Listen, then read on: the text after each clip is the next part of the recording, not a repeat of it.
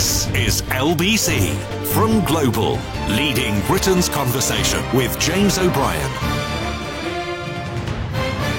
3 minutes after 10, and special prize this morning if you know the difference between the European Court of Human Rights and the European Convention on Human Rights, which apparently is still eluding some contributors to public discourse. But we will begin instead in the realms of the future. Do you know, two thoughts, a little bit personal, but I know you don't mind. I can't expect you to confide or trust in me if I don't confide and trust in you.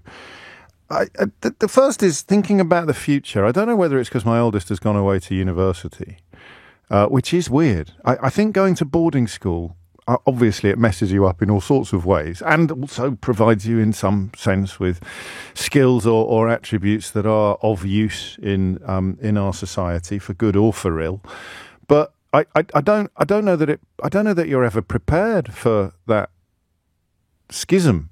Because if you go away to board when you're 10 or 13, you kind of get used to it. You don't realise you're getting used to it. But goodness me, they leave a big hole, don't they, when they go away? And it's not just university. Obviously, leaving home for the first time, which will probably happen a little bit later. But when they go away to university, my goodness me, it leaves a bit. I thank you for all the messages I got last week, by the way, when I took a slightly unscheduled, I nearly said unscripted. I don't think anything on this programme has ever happened that is scripted. So I took an unscheduled, it's not much of a schedule either, is there? But there is a schedule of shorts. I took a little moment last week to urge you, if your children are younger than mine, to carve out a little bit of time with them, because it is over before you know it. And I have received some of the loveliest messages I've received in all the years that I've been doing this job from parents, dads in particular, who took my advice to heart and thanked me for it. How can you possibly regret it? Nobody ever lies on their deathbed and says, do you know, I wish I'd spent less time with my children when they were young.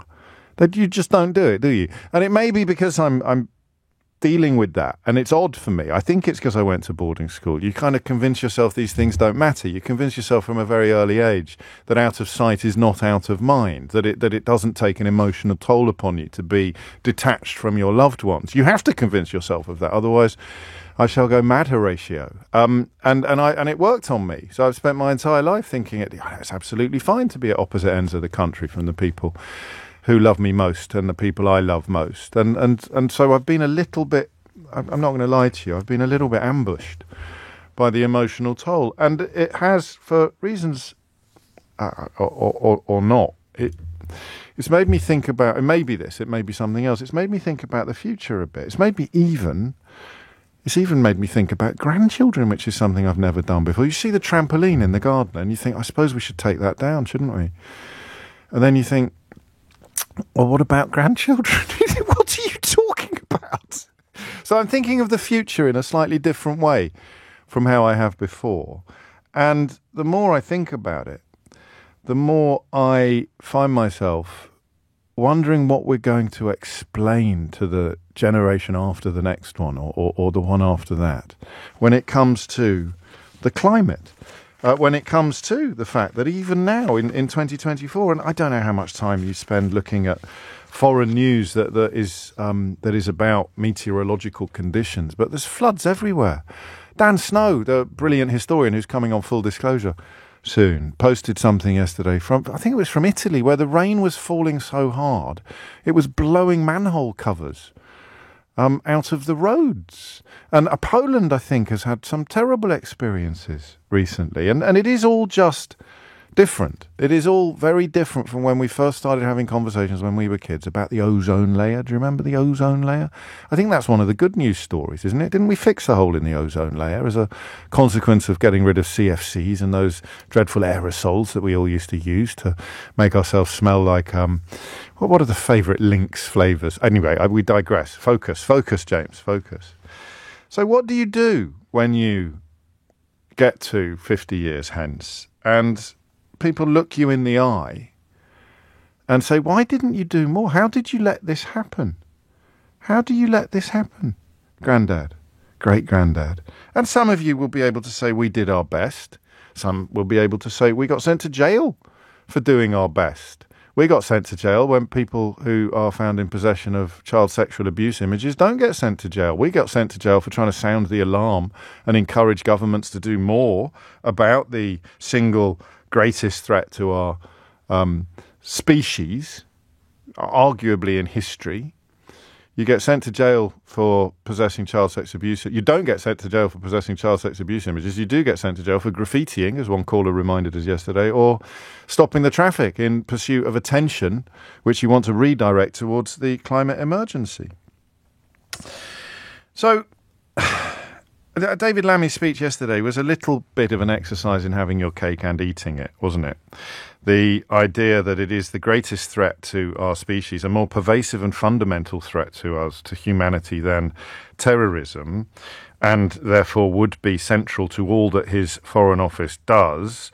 But he also admitted that previous funding commitments on the issue would have to be reviewed given the dire state of the country's finances. So maybe it's a bit unfair to describe that as trying to have your cake and eat it, but if it really is the single most pervasive and fundamental threat to humanity, then you'd think that they'd find the money to deal with that at the expense of all the other things that are less of a threat, which is a little bit binary and simplistic of me, because you don't spend all your money on one thing to the exclusion of all others. Even if that one thing is more important than all the rest, you divvy it up accordingly, don't you? God, there's a word I haven't used for a few years. Divvy it up. You divvy it up accordingly.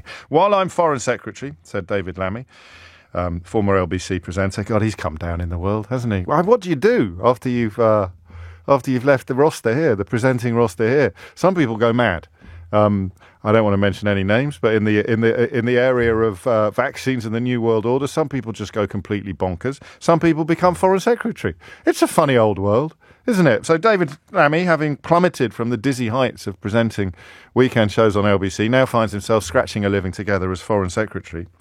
And he said yesterday, while I am Foreign Secretary, action on the climate and nature crisis will be central to all the Foreign Office does. This is critical given the scale of the threat, but also the scale of the opportunity. And I'm a big fan, as you know, of Occam's razor, which I think can be loosely described as the philosophical belief, conclusion, evidenced statement that the simplest available explanation for a set of circumstances is usually the right one. So you ask a question, you find the simplest answer, and it's usually the right one.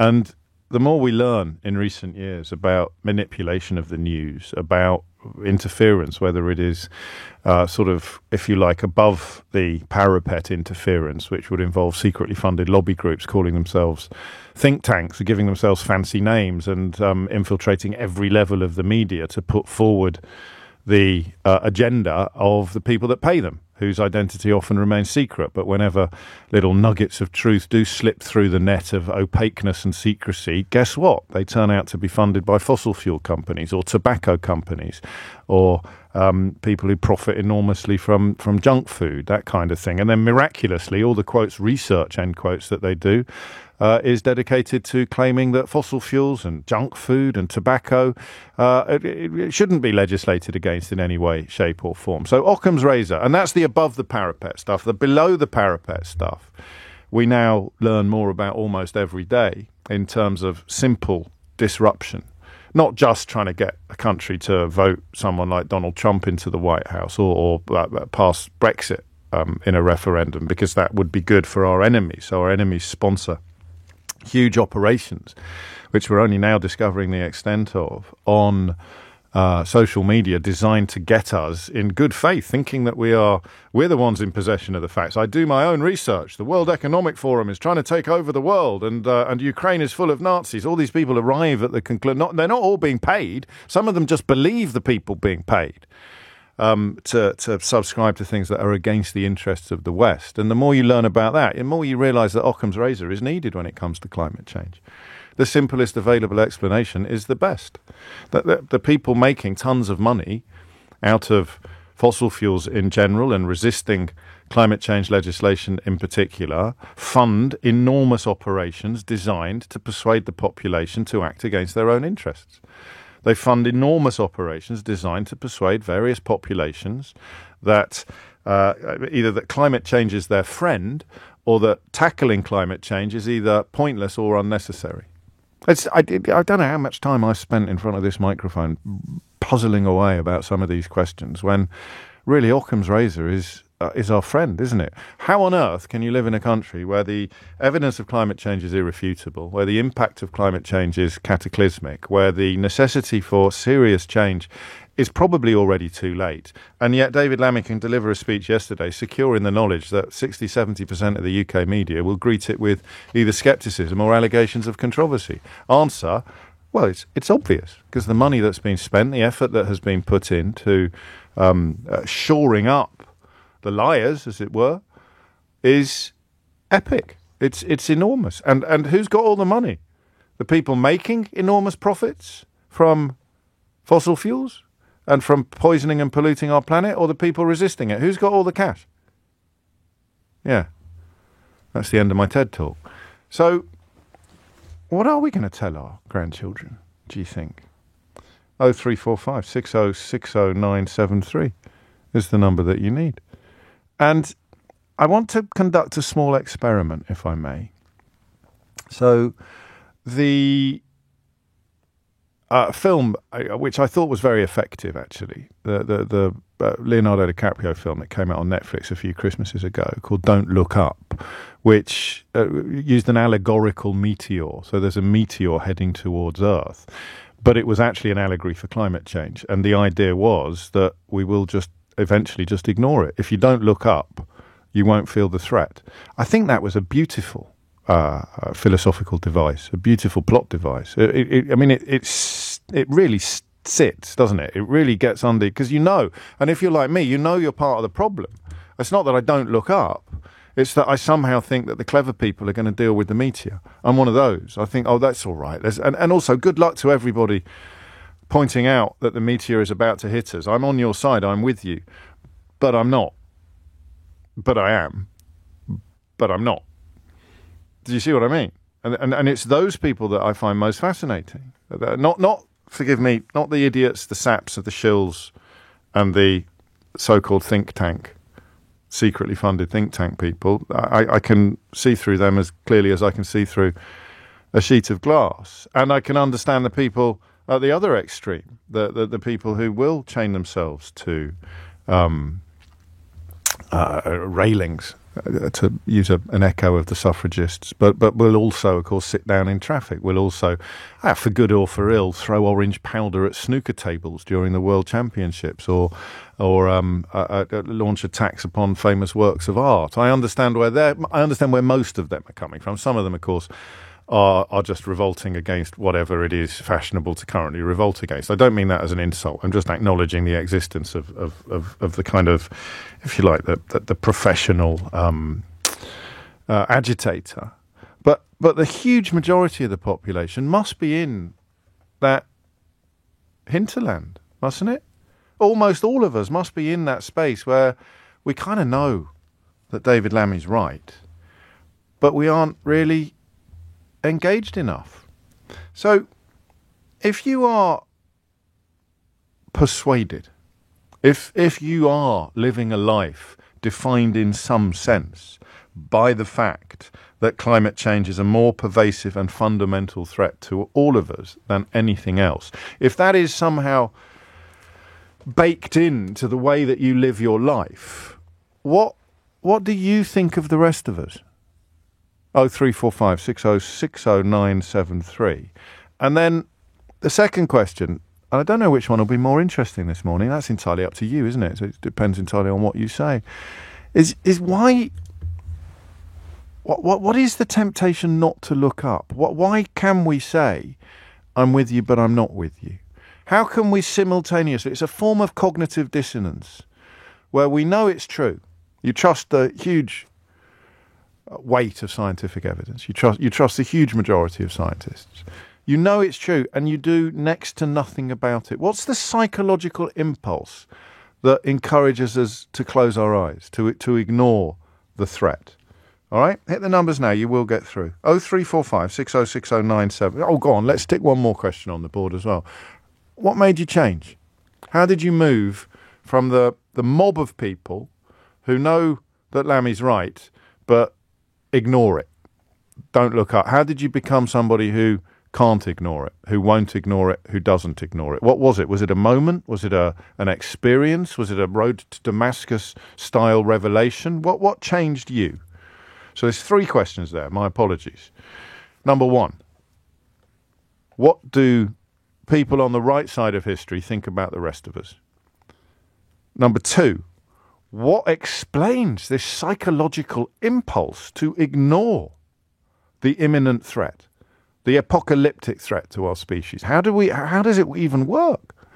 And number 3, what turned you from the first category of people who are ignoring it into the second category of people who can't? What turned you round? What changed your life? 0345 6060 973.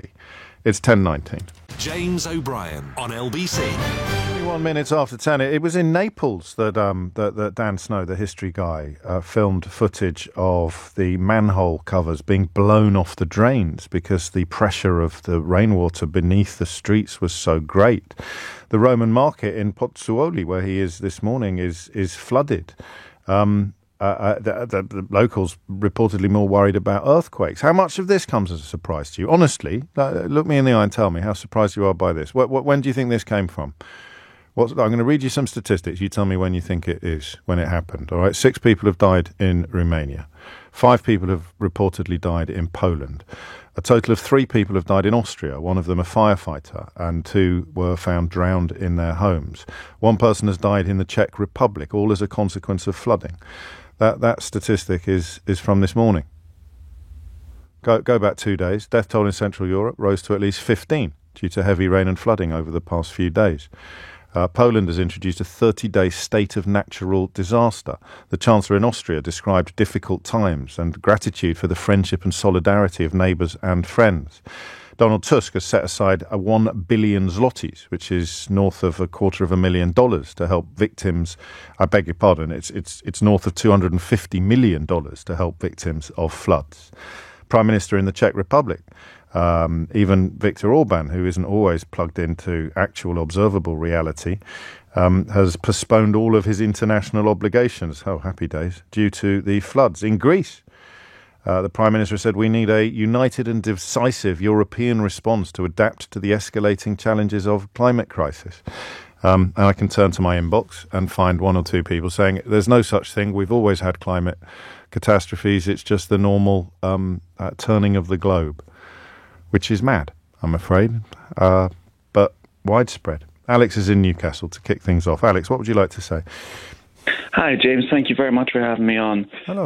Well, you've presented a lot of questions. There's a lot of things I'd like to say. You don't have to answer all of them. I should have stressed that. You can answer 1 or 2 or 3, or even if you think there's a question I didn't ask but should have done, you can answer none of the questions that I actually asked. So fill your boots, Alex. No, but they're all very interesting questions. So I was one of the people who was concerned but didn't know what to do about it. I tried to become a climate scientist. I'm still trying to do that. But when I found out more about civil resistance, for lack of a better word, yes, I wanted to get more involved. Because Why? You take me back even further. Why? Okay. Hope really does come through action.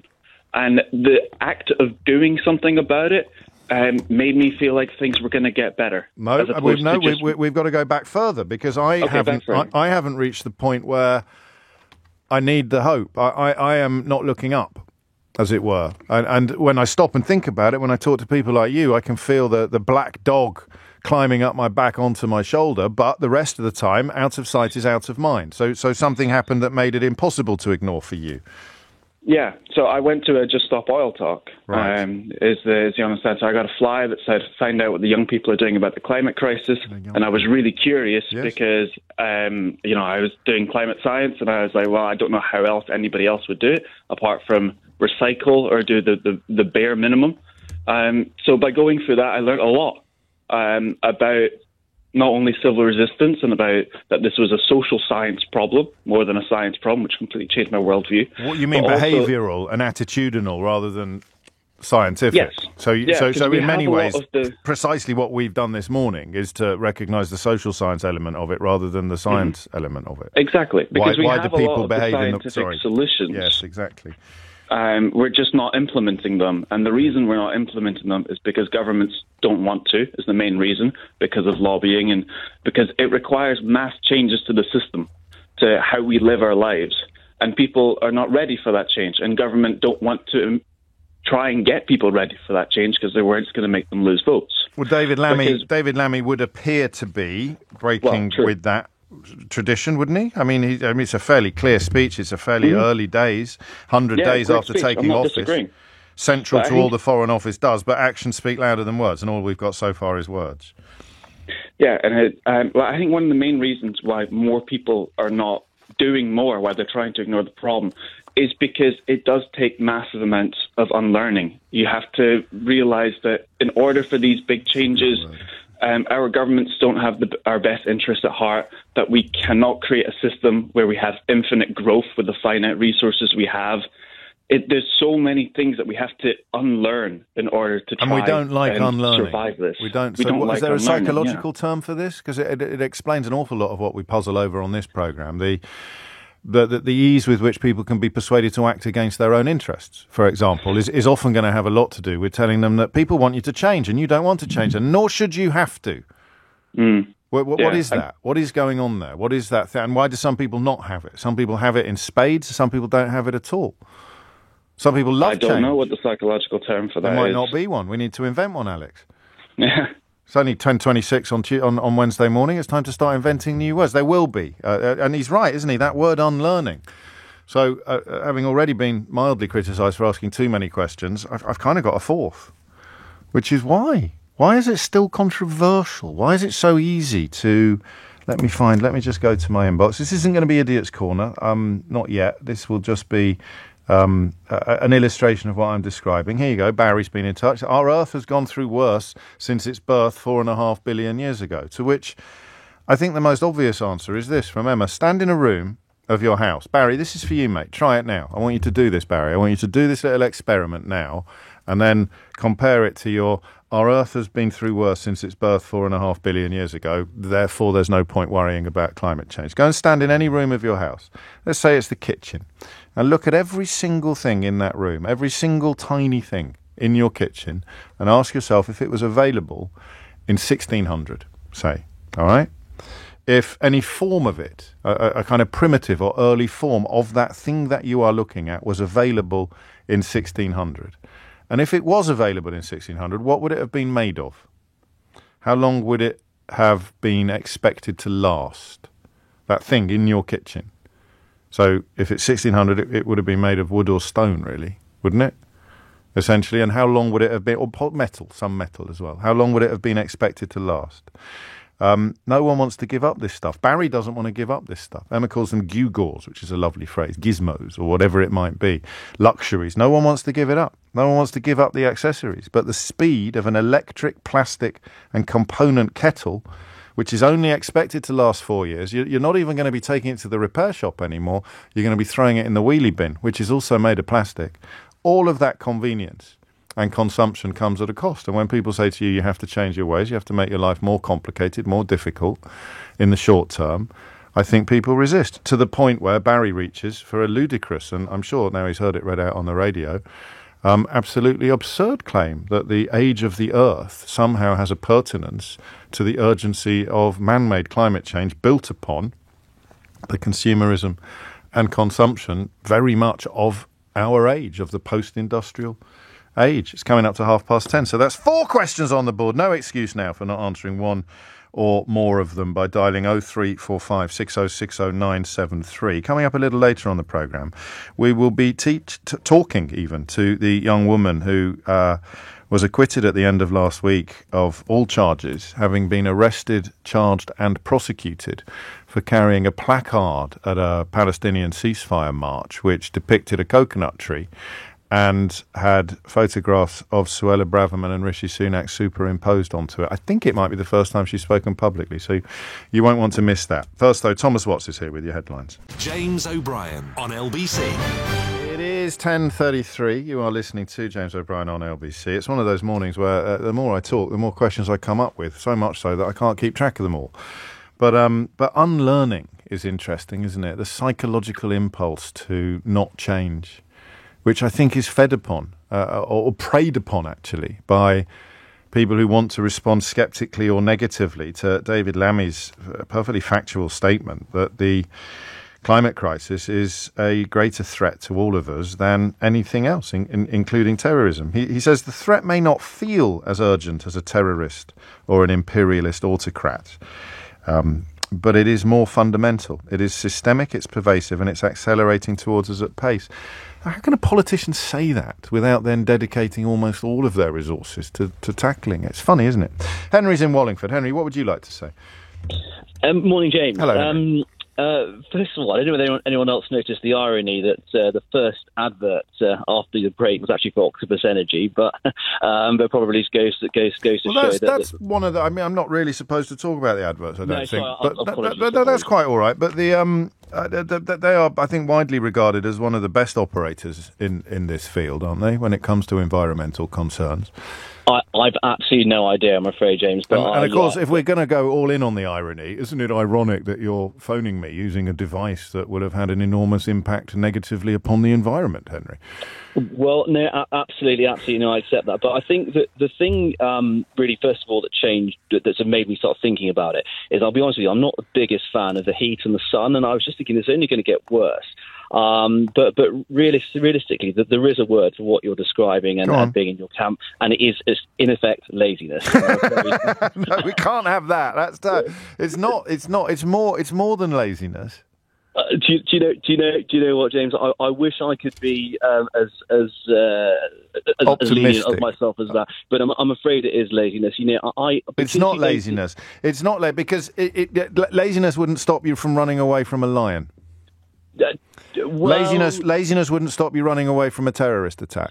Laziness, if you were Ukrainian, laziness wouldn't stop you. Well, you'd be conscripted anyway, but the point is moot, from fighting Vladimir Putin. So it's not purely laziness. It's something more than laziness. But James, I think the point is, with all those examples you've just given, that's an immediate reaction to something that's going to happen. Whereas you're not confronted by climate change every day. Okay, it might rain a bit more, it might be a bit hotter, whatever. If you're in Poland, you are today. If you're in the Czech Republic, if you're in Romania, if you're in Austria, you're in danger of drowning in your own home. So when that happens, we will become less, to use your word, we will become less lazy. Absolutely, you're absolutely spot on, and that's the point, though. This is why I'm saying it doesn't affect me, and I know it sounds a terrible thing to say, but I know that I should be, No, I'm the same as you. Going through my cycling, I know that I should, have the cars and whatever it might be, electric cars. I do have a hybrid, in fact. But again, do you know, James? Yesterday, I couldn't even bother to plug it in because I didn't want to get off the sofa. You're very lazy. This is extraordinary. You're like you're a mothership of laziness. You're never going to. You probably wouldn't run away from an encroaching flood. You just move upstairs. Exactly. And only then, when it was up to your eyeballs, you think, I suppose I'm going to have to go upstairs now. The television's just fused. You're not actually that far wrong on that. But I think ultimately the serious point is that actually, because it doesn't confront you day to day, you think, I know I should deal with this, but actually I can't be bothered. And I think that the other thing which doesn't help, and I'll be completely honest with you, I don't want to go down a rabbit hole with this, but with the diesel cars, misinformation. They got that wrong. So you think they've probably got this wrong as well? I hadn't thought of that, and I'm cracking on only because there's so many people waiting, Henry. I'm not glossing over your point. I'm just. I know what the point is going to be because I had a diesel car, and one of the reasons why we bought it was because we were told it was more environmentally friendly, and we're not particularly brilliant in this field, but then it turned out to be much worse. So I don't know whether you have to have a proclivity there, actually, Henry. Whether or not you're looking for reasons to be lazy, which I sense is one of the great guiding lights of your life. Whereas I don't feel that because they were wrong about this mysterious because they were wrong about diesel cars, I don't then think that they must be wrong about everything else. I think my laziness is probably best expressed as a belief that the clever people will sort it out. But what if all the clever people are on the payroll of the rich people? Then what's going to happen? Todd is in Rickmansworth. Todd, what would you like to say? Good morning, James. Hello. On the topic of unlearning, I'm a former airline pilot and I became a climate activist. And I guess what I learned in that process, there's a guy called Dr. Joe Dispenza, and his research showed that each day we had on average about 70,000 thoughts, and beyond the age of 35, 90% of those thoughts were the same as the day before. And I guess you've been listening to this show, Todd. There you go. And essentially, I built up a whole egoic identity around being an airline pilot. I wanted to do it since the age of 5 years old. So to accept that I needed to radically change my life because it wasn't compatible with a livable future was something which was deeply uncomfortable. So I need to take you back. I don't understand what happened to make you feel that way. What was it sounds like it may have been a Road to Damascus style conversion. What made you wake up, if you like, to the new reality?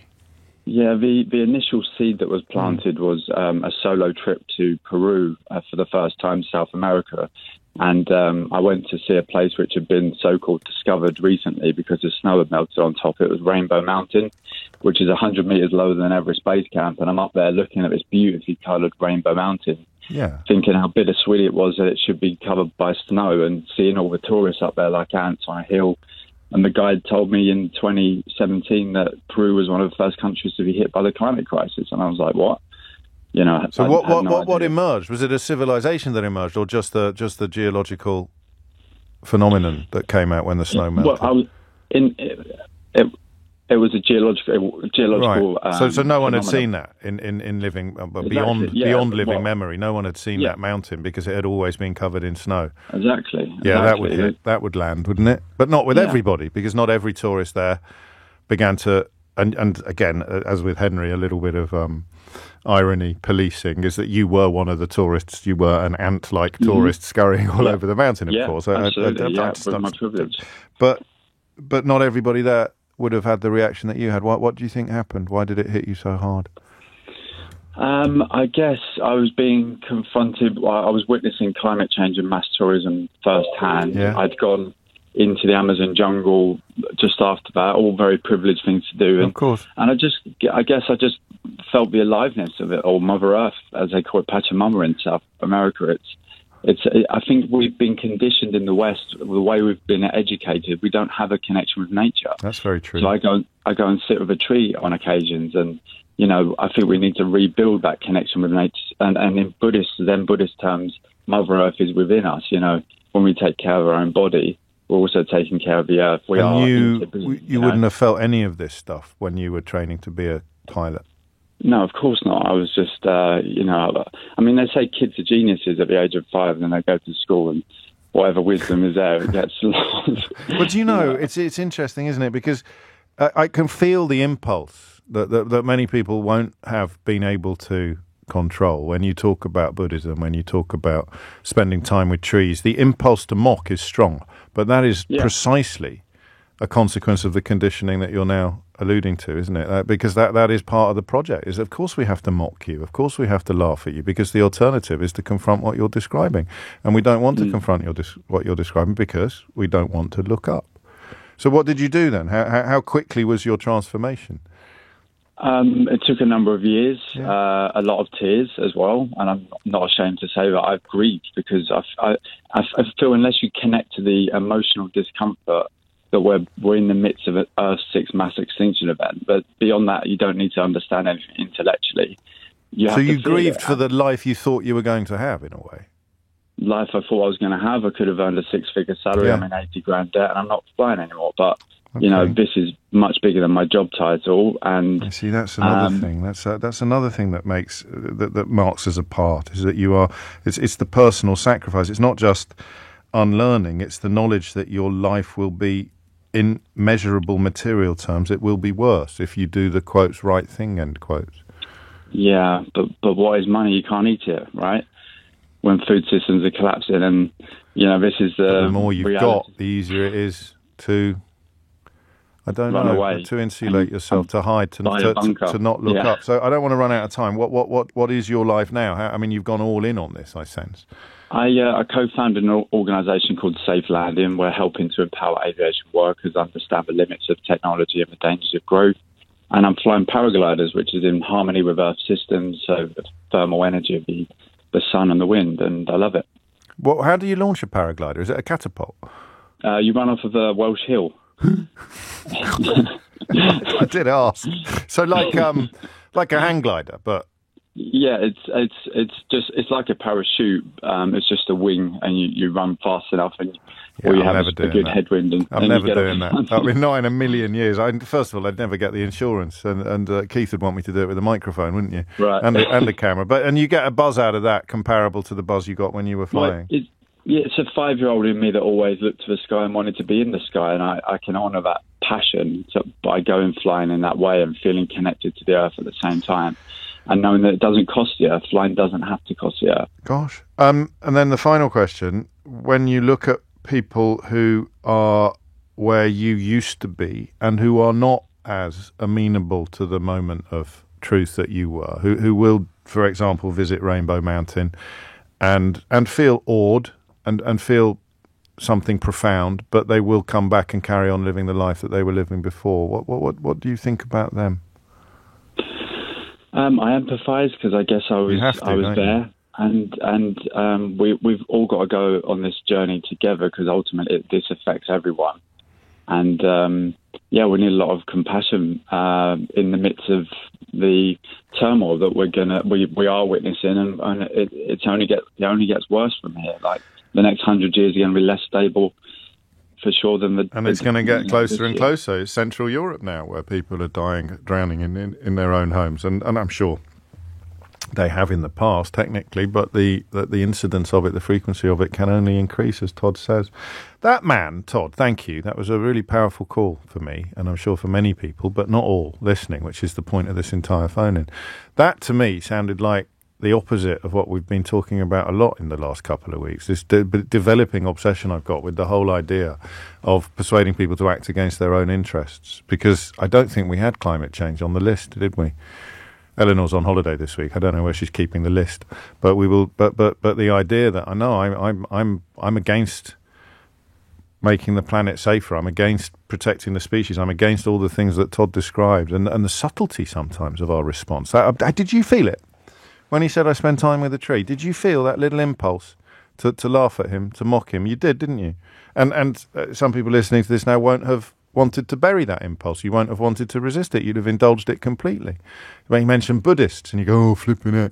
And then what did we used to do on this programme? We used to use phrases like people who knit their own sandals, or people who make scarves out of their own armpit hair, or muesli munching. And they're good lines. They're not bad gags. They work. But what are they feeding? The determination to ignore what is right in front of us. So I felt it. I felt the impulse when Todd said that. And 10 years ago, I'd have bitten. I wouldn't have resisted the impulse. I'd have gone, oh, here we go.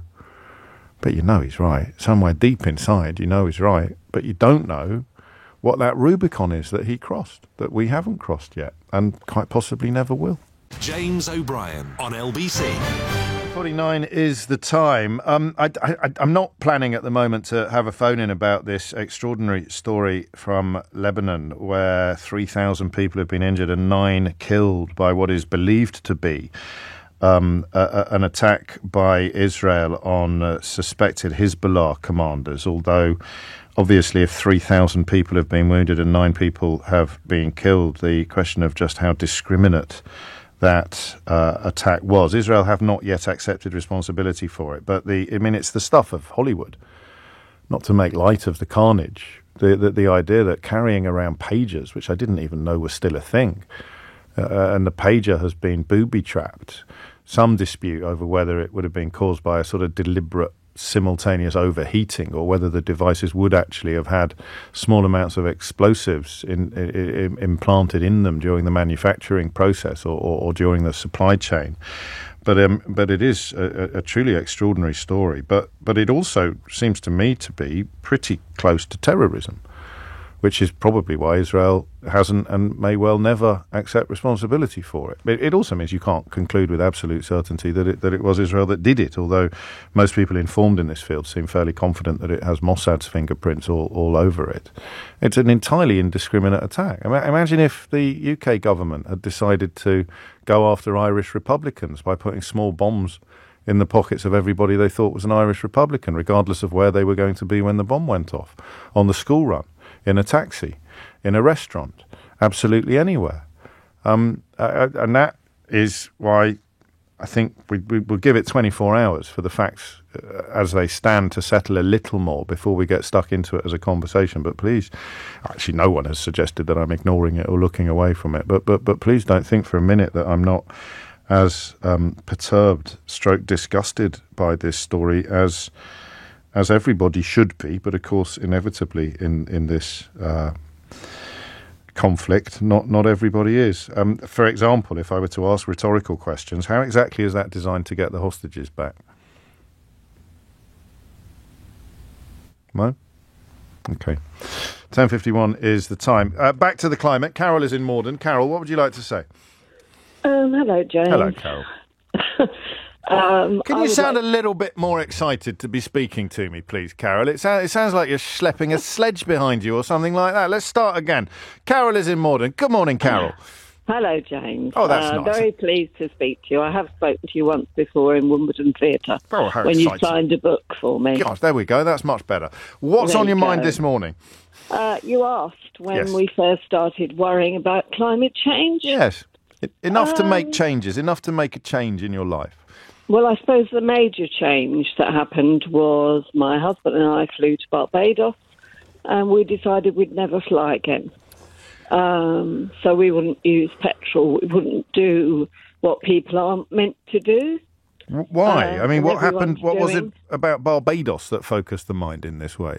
I think because it was a lovely place and we liked going there, but we looked at it and we thought it's already being corrupted, in a sense, by the influence of people going over there.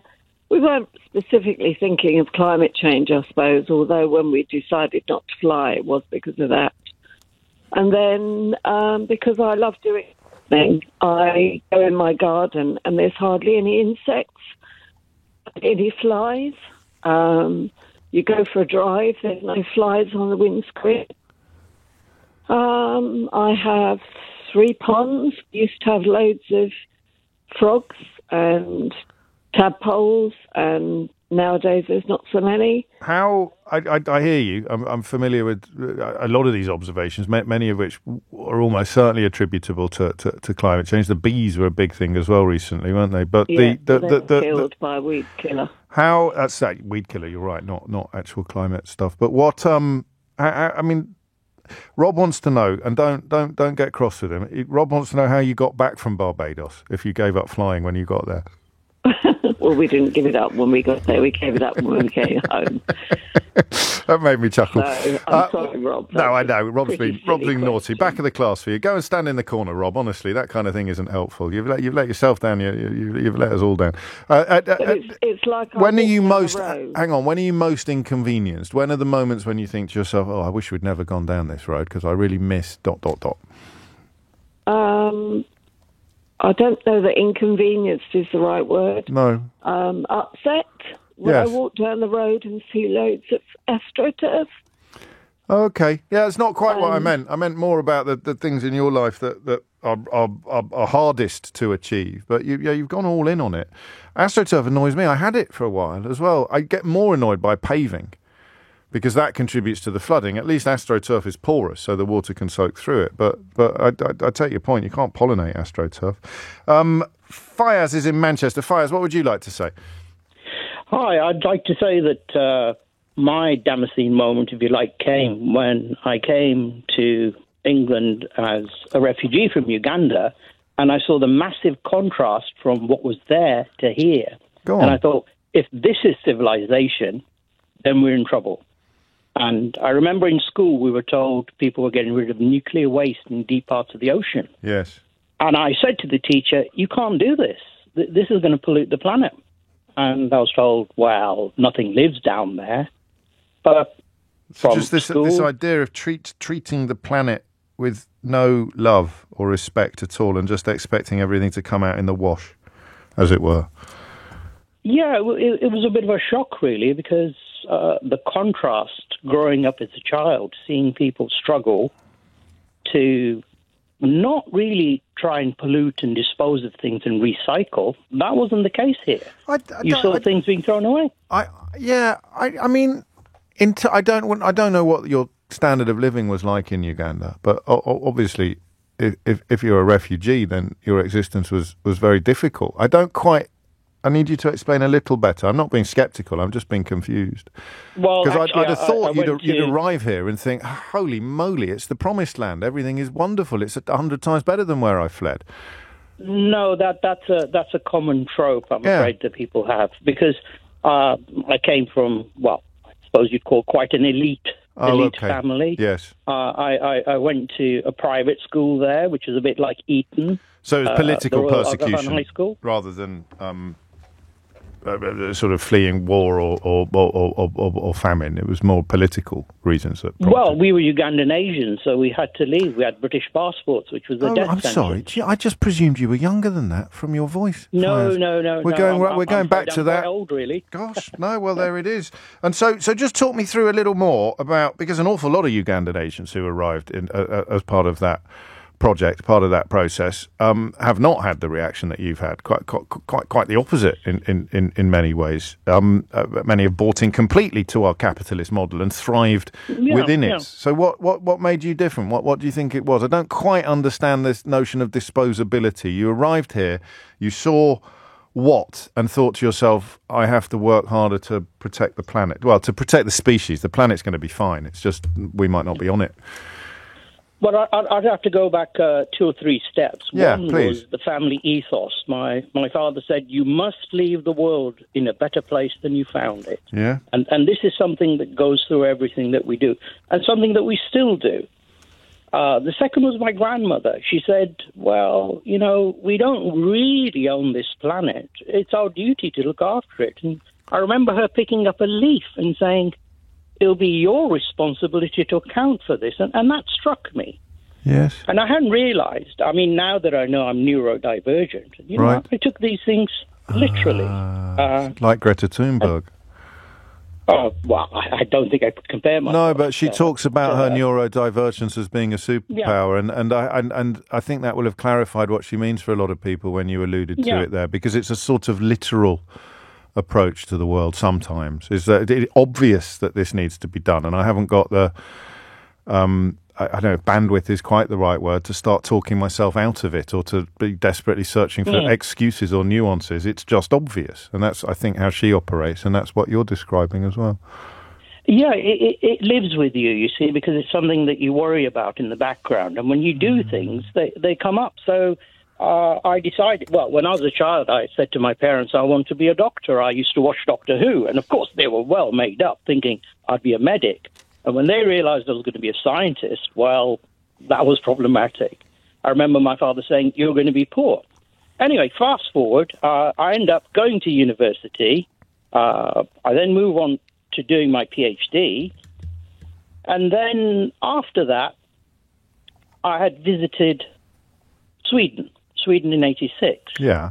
And people were talking about how primitive we were in the United Kingdom. And I was a bit struck with this. And I said, well, what makes you say that? I said, well, you've got single glazed windows. We've got triple glazing. Yes. And I saw the difference, the care for the environment that they had.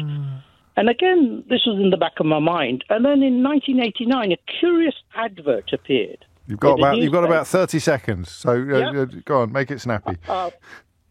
Imported industrial process changed the world. So I worked on acid rain, which was affecting Sweden. Gosh. We developed processes together with Neil Stewart Isaacs.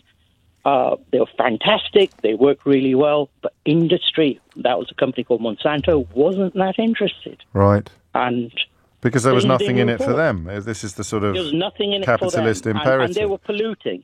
And the Environmental Protection Agency wanted to close them down. We invented new processes for them. And I still do that now. We green chemical processes, and that's what we need to do. We need to think about recycling. We need to think about not wasting things and pick up that leaf tomorrow and look at it. Because without that leaf, without that photosynthesis, we will die. You are Dr. Fayaz Ismail from the Faculty of Science, Pharmacy and Biomolecular Sciences at Liverpool John Moores University. Indeed, I am. And I'm psychic. I'm not. I think it came up on the screen because the producer established your credentials, which everybody listening will now be absolutely clear about. Thank you, Fayaz. It's 11:01. James O'Brien on LBC.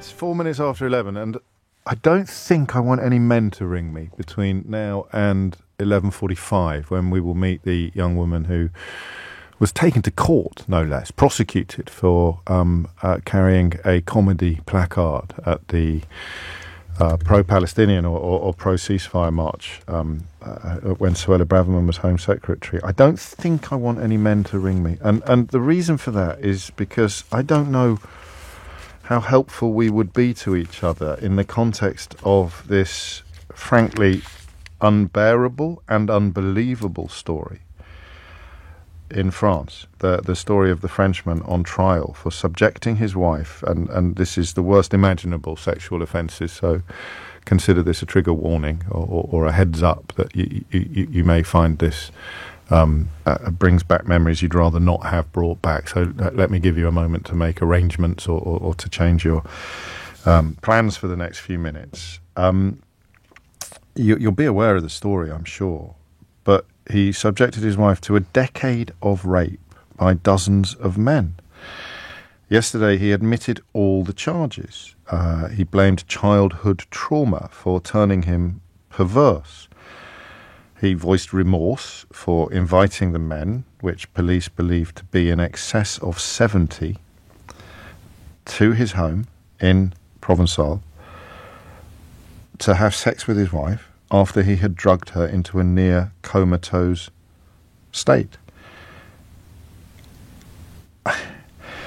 The other thing, of course, I haven't been able to read this story in great detail until this morning because the headline was so repulsive, literally, in the purest sense of the word repulsive. Sheila told me yesterday that they only caught him because he was caught upskirting. The police caught him trying to take photographs of up women's skirts, and as a consequence of that, they had a look at his technology and found that he had been filming most, if not all, of these encounters, these non-consensual encounters, these rapes, being undertaken by an extraordinary number of men, some of whom were known to her. They were neighbours, they were local professionals. I mean, breathtaking. And even in this admission, this confession yesterday, I think there is self-pity in spades. I could be wrong. Have a look at what he said and see what you think. But the reason why I'm not sure that we want men to ring in now, even though I am a man and I'm starting this conversation, is because of what I'm going to talk about next. And what I'm going to talk about next is the sort of second string of the story. So you react to the absolute horror of it. You react to your own imagination, of course, which would conjure up ideas of what went on. And then you react to the statistics, whether it is the decade during which these vile crimes were committed, whether it is the number of men who are currently on trial for rape, in excess of 70, over 50 of whom have been identified by the police, whether it is the banality of evil, as Hannah Arendt called it, and the fact that, as with the Nazis that she was writing about, these are men from outwardly ordinary backgrounds. You know, the local electrician, they're just normal people, neighbours, tradesmen, professionals, all of it. 16 have admitted rape, 35 deny it, claiming that they kind of thought she was consenting. They had been manipulated by him into thinking that it was all fine, and that's part of what I'm struggling with. That's part of what I don't buy, as it were. It's the men who were invited to join in and didn't run a mile and call the police.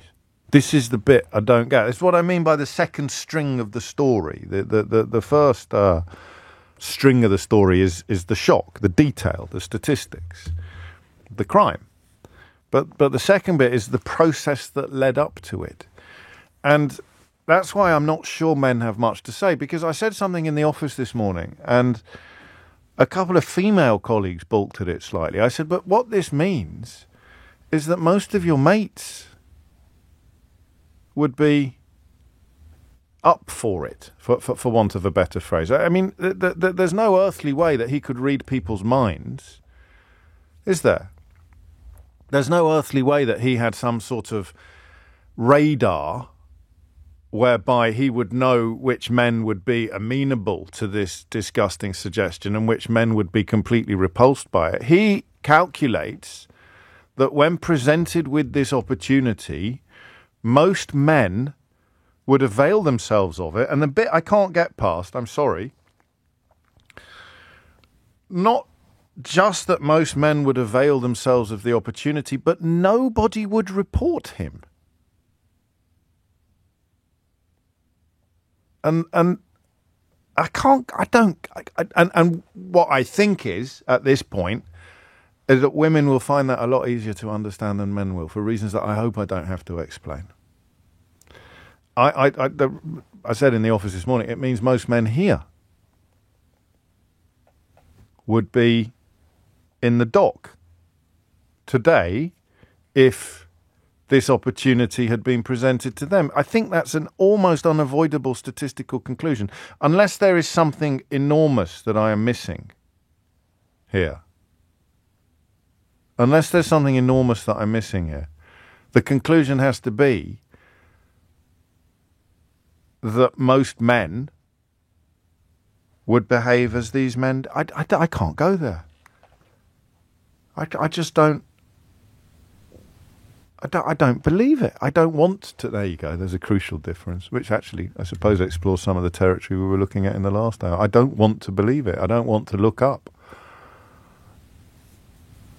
What do you think about this very specifical? You can tell I'm discombobulated. I'm making up words. This very specific element of this story. Can I say that? Can I say, what does this tell you about men in general? You hear it. It was during Me Too that I began, probably for the first time, to properly reflect upon stuff that I hadn't reflected on before. To properly, when you discover that every woman you know has been sexually assaulted or touched inappropriately or violated in some way, that when you discover that and you think, well, that's terrible, but they are a minority. The pervert on the tube or the pervert on the bus, that they are not representative of all men. And then the hashtag springs up immediately, almost after these stories develop, and it's hashtag not all men. And you like that hashtag because you think that it describes you. You think, well, I know that I would never do this. But not a single man came forward. So how confident can you be that you would do the right thing? I think you can be fairly confident, can't you? Can't you? How many men listening to this now, in their heart of hearts, know that if this opportunity was offered to them, they'd take it? Because I'm statistically horrified to reflect upon the fact that it might even be a majority of us. I am adamant that I would not. And I can't understand why no one reported him. So you've got the perverts. I'm going to stick with that word until you tell me that I shouldn't. So you've got the perverts, the rapists. I suppose we should still say alleged for now, not in the case of the husband or indeed in the 16 that have already admitted it. So you've got the rapists, right? And I think that we can account for their behaviour using known knowns, to paraphrase Donald Rumsfeld. We can account for their behaviour because of sex and because of power and because of the ancient urges that men throughout the ages have claimed they have no power to control. We can call them perverts. We can call them rapists. We can get our head around that because they are subversive. They are criminal. They are alien from the majority. The thing about this story is it makes them look like the majority. The thing about this story is that it makes the abnormal look like the normal ones, because the second bit of this is the fact that nobody came forward. Not a single person. You have to hope, if not presume, that some men said, God, that's the closest I've come to swearing on the programme in a very, very long. Some men said, bog off, you filthy pervert. Of course, but then how do they not? I don't know that. It's like, how can anybody understand that bit? That bit right there. Hello. Even if you tell me that your wife is up for it and she likes being drugged, and then I can come round and do whatever I want to do with her, how can you not check or say or tell everyone? I don't get this story. I find it close to incomprehensible, and I've got a horrible feeling that a lot of women don't. I haven't got a question, really. I've just shared some thoughts, and now I'd invite you to share yours, I think. 0345 6060973. Let's focus on that horrible feeling, shall we? As a man, I cannot believe or understand this story. But I've got a horrible feeling that as a woman, you probably can. Is that right? James O'Brien on LBC. It is 18 minutes after 11, and it is one of the grimmest stories we will ever discuss together. And the entry point for the discussion is, in a way, the different reactions that men and women will have to the story of the incredible woman, because she waived her right to anonymity. Sheila did an amazing hour on this element of the story yesterday. She completely rejected the sort of notions of stigma and shame and insisted on waiving her right to anonymity, not least because that, of course, robs any of her rapists of anonymity immediately. And yet the incomprehensible elements of it are, I dread, really, to think that they will be less incomprehensible to women. Susie's in Manchester. Susie, what would you like to say? Hi, James. We spoke last week about polyamory. It's a bit grimmer today. Yes, it is, but it's still in your field, I think, as a psychotherapist. That's right, yeah. So I used to work for Rape Crisis and went with women to trial, as well as those who decided not to pursue that for either multiple rape or gang rape situations. And of course, whilst my job is to support and empower those women, it also gives me, in those kind of cases that I worked with, some insight into the themes that might go to answer some of the questions about what's going on for men in these situations. Yeah. And I think it's about entitlement. I think, when I was listening to some of your amazing callers yesterday in their response about Hugh Edwards, the similar themes came up.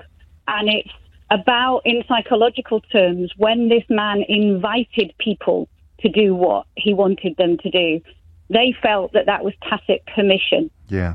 And with your question, why didn't they report anyone? How did he think they would all go along with it? Yes. He might not have. So in his conscious mind, he was probably fairly sure they would, and that's about entitlement. Right. But I think the fact that women very rarely, apart from this incredibly courageous woman, disclose, he was probably pretty sure that if they said no, they wouldn't tell anyone about it. Why? Because they don't need to. Because in general, when we get back to the woman's perspective, women aren't believed. So she's not going to tell about it. So there is going to be this circle of silence. So you either join in with us because I've given you this permission to do so, and you can go around playing into your own cognitive dissonance about consent or otherwise. But if you don't, I'm pretty sure you're not going to tell. Wow.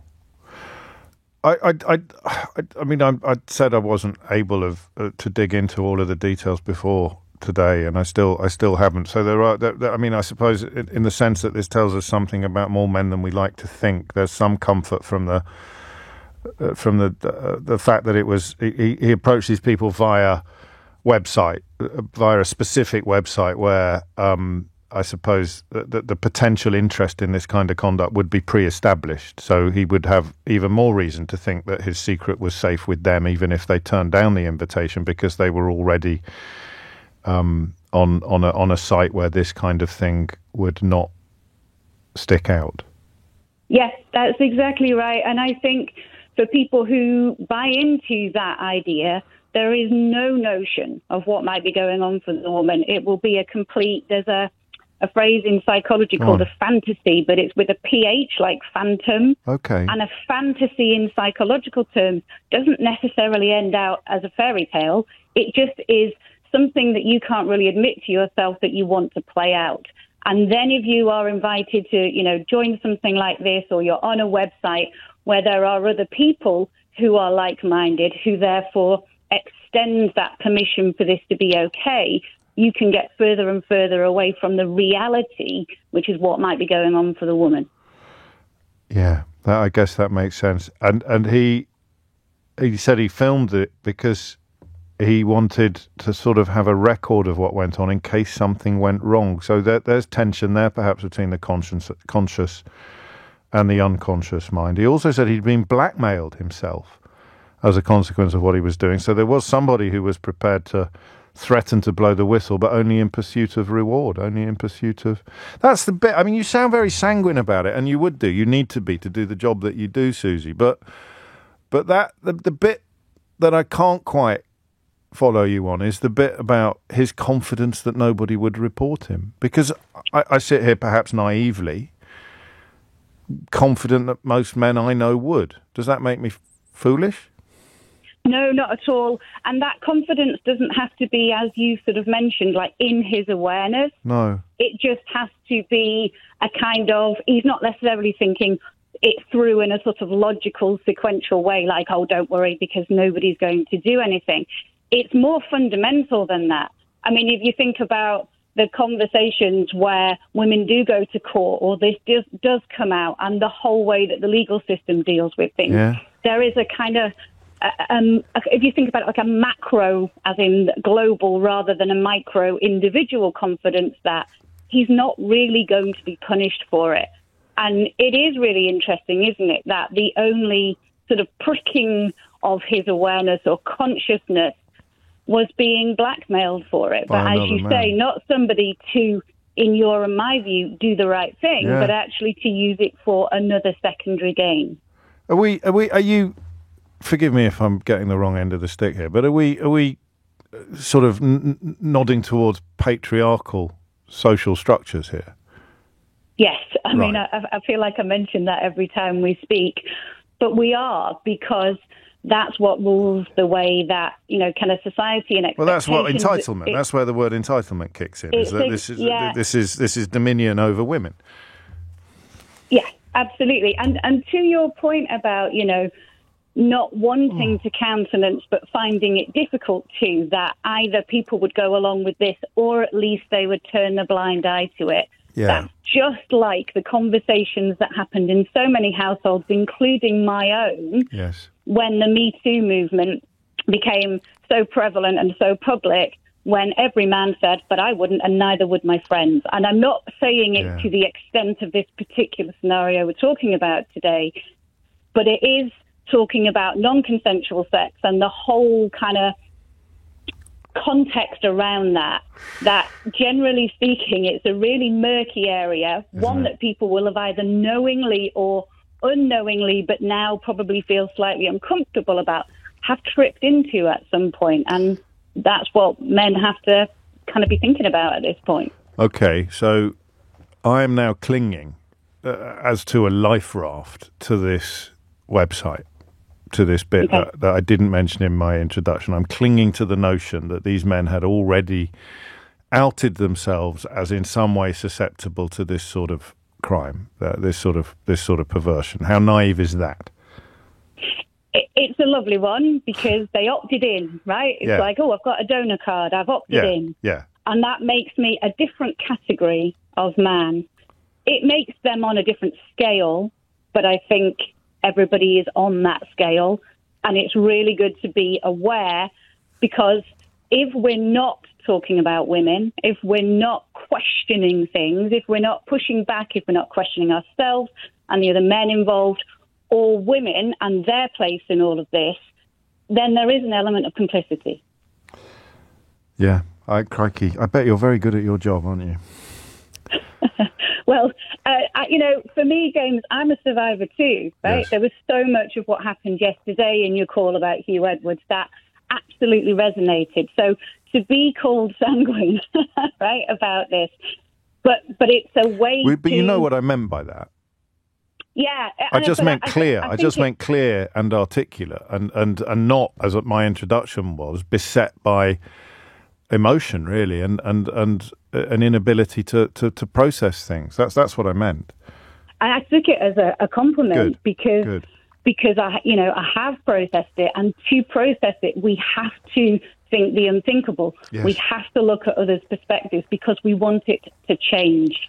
And that's why, I hope in no way does anybody think today that I have justified what men are like, but I'm trying to offer an insight into what might be happening. And that's about permission, entitlement, and invitation. And that's the spectrum.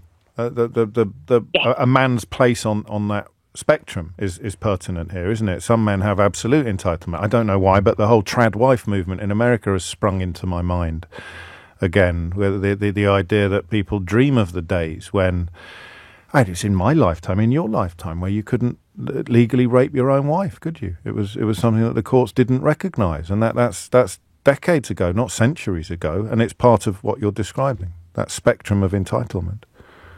And I think that spectrum can change, of course. It's not rigid, it's not stuck. It's fluid, and that's why I think conversations like this on your programme are really important, because it's just going to make people think. Yes, about entitlements, about rights, about some of the stuff that we'd rather not think about, but quite often we find out that those are precisely the areas into which we should be trying to shine a little bit of light. And I can't do much without callers like Susie or like Margaret yesterday, as Susie alluded to. Thank you. It is coming up to 11:30. You are listening to James O'Brien. Thomas Watts is here now with your headlines. James O'Brien on LBC.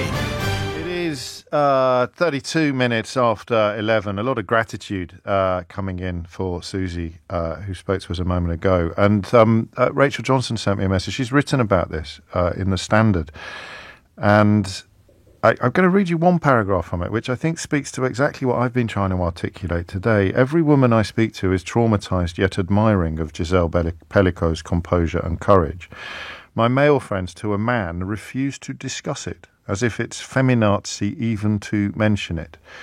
I presume Rachel would consider me a male friend, given that she's WhatsApping me while we're on air. So you can rewrite that paragraph at least. But there is obviously a massive reluctance among men to confront some of the stuff that Susie was just talking about, and that Rachel writes about in her article for the Evening Standard, which I'm sure you can find online. And I don't fully understand why, unless you're running away from fears about what you would do in the same circumstances, which is, I guess, a route back to that spectrum of entitlement that we talk about.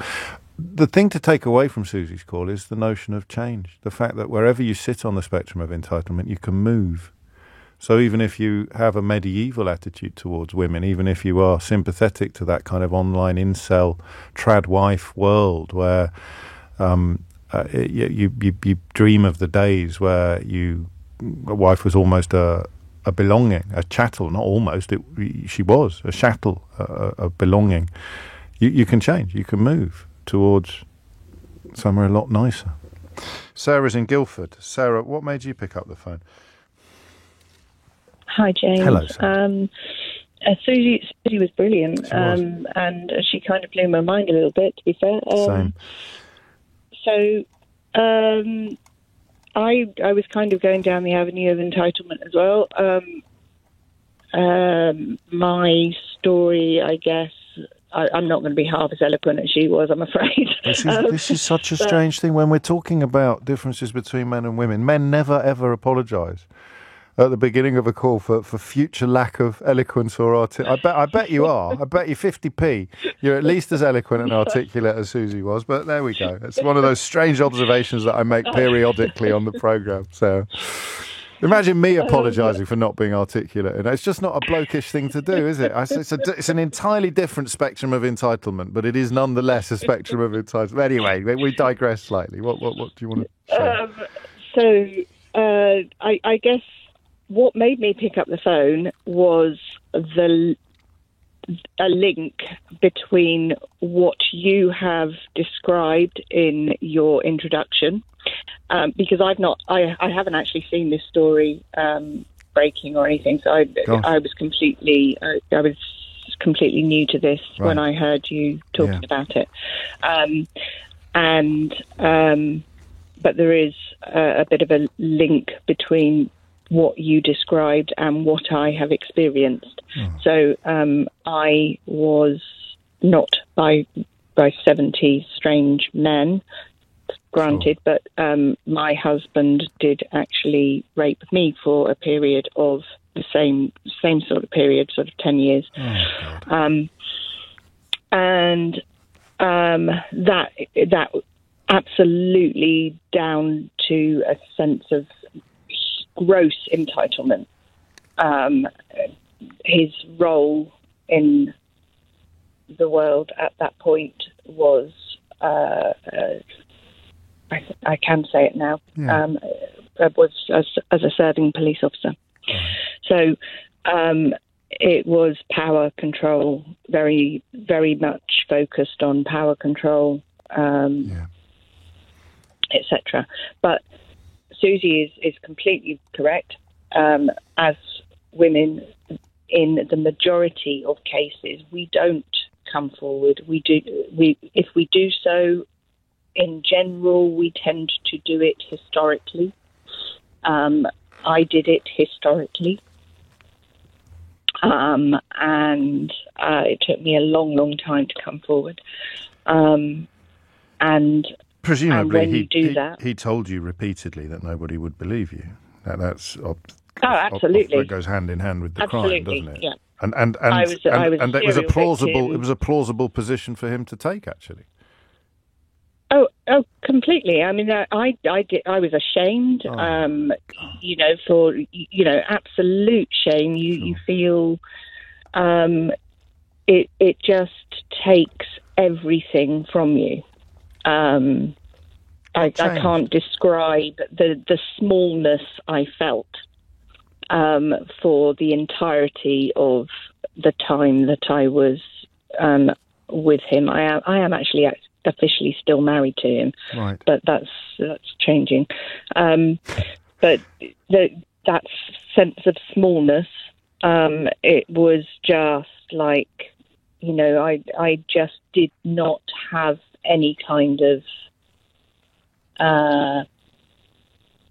ability to break out of that. At that point, I just didn't. I didn't feel that I had the support network, because my support network was our friends, and he'd made sure that our friends were his friends. And when I eventually did break out, I went to one of our friends, who then, of course, it's really interesting because everybody nobody wants to come forward and stand up for you, even though they might have witnessed certain behaviours that could have been slightly indicative of the type of person he was. But although nobody is coming forward saying that, nobody speaks to him now. Right. So they've made... I see what you mean. They wouldn't come forward and help me. They believe it enough to push him out of their lives, but not enough to hold you up. Not enough to... Yeah, absolutely. But they will cover his arse, because that's what they do in that job. And there is absolutely no way you're going to break that down. What made you make the decision to to pursue it? If you don't mind me asking, please tell me to shut up. If I'm honest, I was stupid. It was a moment of stupidity. I should never have done it.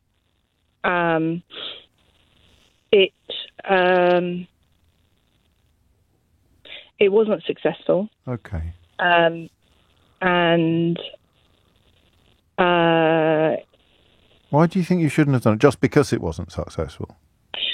I shouldn't have done it because of what it did to me. The process itself takes so much from you. So you were already out of the relationship?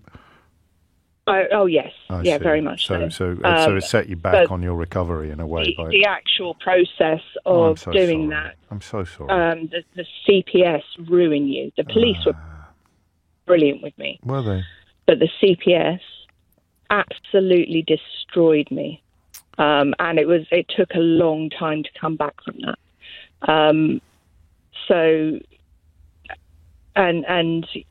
It's the sort of not knowing. 3 years the investigation was, and not knowing and keeping you on the hook. And actually, they told my lovely investigating officer that they were definitely charging him. Right. And all of this was coming through. So we had it in black and white. So, of course, because of the type of case it was going to be high profile. It was going to be in the Old Bailey. It was going to be sort of big news. So, therefore, I had to tell my children and I had to tell my family. Up until that point, I hadn't done because I didn't want to tell my children because it's their dad. Yeah. But because because the CPS had told the police that they were definitely charging him, and then it was getting close, and the press were going to be interested apparently in all of this stuff. Of course. So the police kind of were trying to sort of encourage me to tell the children before they found out any other way, and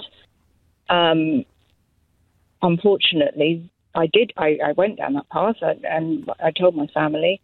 And then the CPS completely did 180 at the last minute. So it was all for nothing. So I ruined my children's lives. Oh, Lord. Yeah. So it's not just picking up my pieces, it's picking up their pieces. It's what it did to my wider family. It's the destruction that just spreads out. Is there no sense? Sorry, sir. Go on. But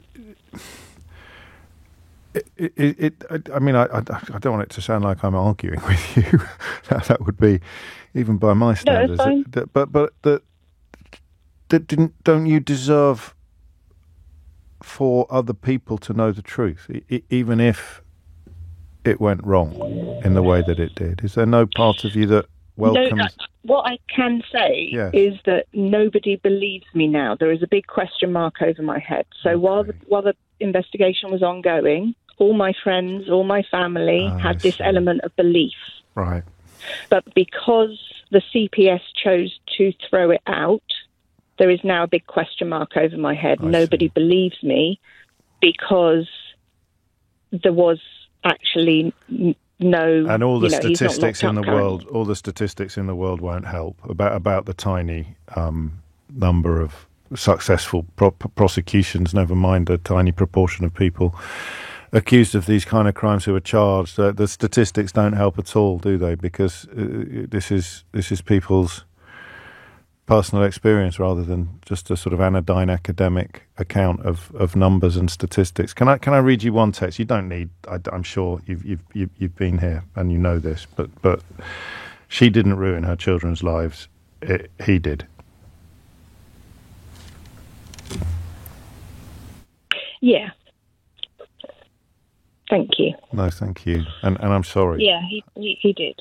And that it seems a bit glib, but I think important and hopefully a little bit helpful just to know that that's how other people are hearing what you're saying. Lots of them, actually. Many people making precisely that point. Thank you. And I listen to you all the time, and I think you are absolutely amazing. I have all your books. I've bought your game. I think you are. Well, this has taken an unexpected turn, hasn't it? Thank you. The circumstances are sort of a relaxation there. Thank you, and also for sharing that, because it will help people, and it will help people, I think, most obviously, who are currently in the kind of situation that you find yourself in, albeit that you didn't get the resolution you deserved. Oh man, Sarah, thank you. It's 11:45. James O'Brien on LBC. It is 11:48. You are listening to James O'Brien on LBC. Some pretty heavy stuff the last 2 days. It is partly as a consequence of the news agenda. Inevitably, the story about the rapist in France, and the story about the conviction but no prison sentence for Hugh Edwards draws our attention to issues that we would not otherwise talk about, and that's the nature of the news. So I don't know whether or not there will be similarly harrowing testimony on the programme in the coming days or weeks. It sort of depends on what's in the news, because everything does. Almost everything that we talk about together depends upon what is in the news. And at the end of last week, we talked about the teacher who had been cleared of a racially aggravated public order offence. I read you Nesreen Malik's rather splendid column in The Guardian about what springs into your mind, what possible offence springs into your mind when you read or hear the words racially aggravated public order offence. It's probably fair to say that you wouldn't imagine a young teacher holding up a placard depicting a palm tree with Rishi Sunak and Suella Braverman portrayed as coconuts. But it is precisely that placard which on the reverse had an image of Suella Braverman portrayed as Cruella de Vil. It was precisely that image that saw Maria Hussein arrested, prosecuted, and ultimately in Westminster Magistrates Court, where last Friday she was, as we say, cleared of a racially aggravated public order offence. And Maria joins me now. Maria, thank you for your time today. I know that I think you're 9 months pregnant, so I'm particularly grateful to you for finding time to squeeze us in this morning. Hi, James. No, thank you for having me on. And yes, you're absolutely correct. I am about 3 weeks away from giving birth. Well, gosh, everything fingers crossed for you. I suspect you've been asked all the questions that I want to ask you already, so I'll just begin by the moment of arrest, if I may. What happened? Was there a knock on the door? Your picture went viral, partly through the efforts of a deeply questionable social media account, and you were identified. So just talk us through that moment. What happened and what your reaction was? Sure. So the first thing to clarify is that I actually was never arrested. Right. That's been going around, but I was never arrested. I made my way through the protest that day. Everything was completely fine. There were no issues whatsoever. Although it looks like I'm smiling and posing for the picture, I was actually unaware of who took the picture and that it had been uploaded online to Harry's Place. An important point I think we should come back to in a minute. And I found out that the police were looking for me and had written underneath this Harry's Place post on my way home. I made myself aware to the police by Monday. So what, you went to the station and said, "This is me," or you phoned them up, or? No, my lawyers did. So yes. I got lawyers up. We did all of that, and through my lawyers, I made myself known to the police by Monday. And we were booked in for a voluntary police interview for Tuesday. And presumably you couldn't quite believe how things then unfolded. I couldn't believe what was happening at the time and what has happened since then. No, it's very surreal. The phrase you've used that I think resonates would be that only people who do not understand the term find it offensive. That the idea that for you as a person of colour to accuse somebody else, another person of colour, of being a coconut, which for anybody who needs subtitles essentially portrays the idea that you're brown on the outside but white on the inside, upholding unfair systems where white people enjoy special privilege despite not being white yourself, is a relatively commonplace criticism. It is. It's a valid and legitimate criticism of people in high office who've used their position of power and really misused it and abused it and really targeted specific elements of our society. Had they been white, I would have drawn something else on my placard, but they were brown, and so this was legitimate political critique. And the judge, Vanessa Lloyd, found it to be exactly just that, part of political commentary. Well, satire as well, because it's clearly intended as comedy of sorts. I mean, you're very upbeat, and I know you've said that you've had no regrets, but you must have contemplated the possibility of giving birth in prison. Well, no, because prison was never on the cards. Was it anyway. not? Okay. No, it's not. It's not a crime considered serious enough for prison. It was always going to be a conviction and a fine of some sort. But really what's happened with my image and my reputation and the way that I was vilified by the media, the loss of my job. Just let me pause you there. How did you just talk me through the loss of your job, if you would? So I had just returned of maternity leave in September, went to the protest in November, and by December, Christmas holidays, I had to sign essentially a settlement with the school. So we parted ways. Okay. But of course, the bottom line is that wouldn't have happened had the police not put my picture out rather irresponsibly, and the media picked up on it. There would have been nothing really for me to leave my job over. And yet you have no regrets? No. Despite the disruption to your life and your family's life, you feel that the principle was more important than your treatment? I think that the issue of political critique, free speech, and the issue of cracking down on political dissent with regards to Palestine and pro-Palestine marches, it was for a greater good. And I accept that sacrifice and I accept the disruption to my life.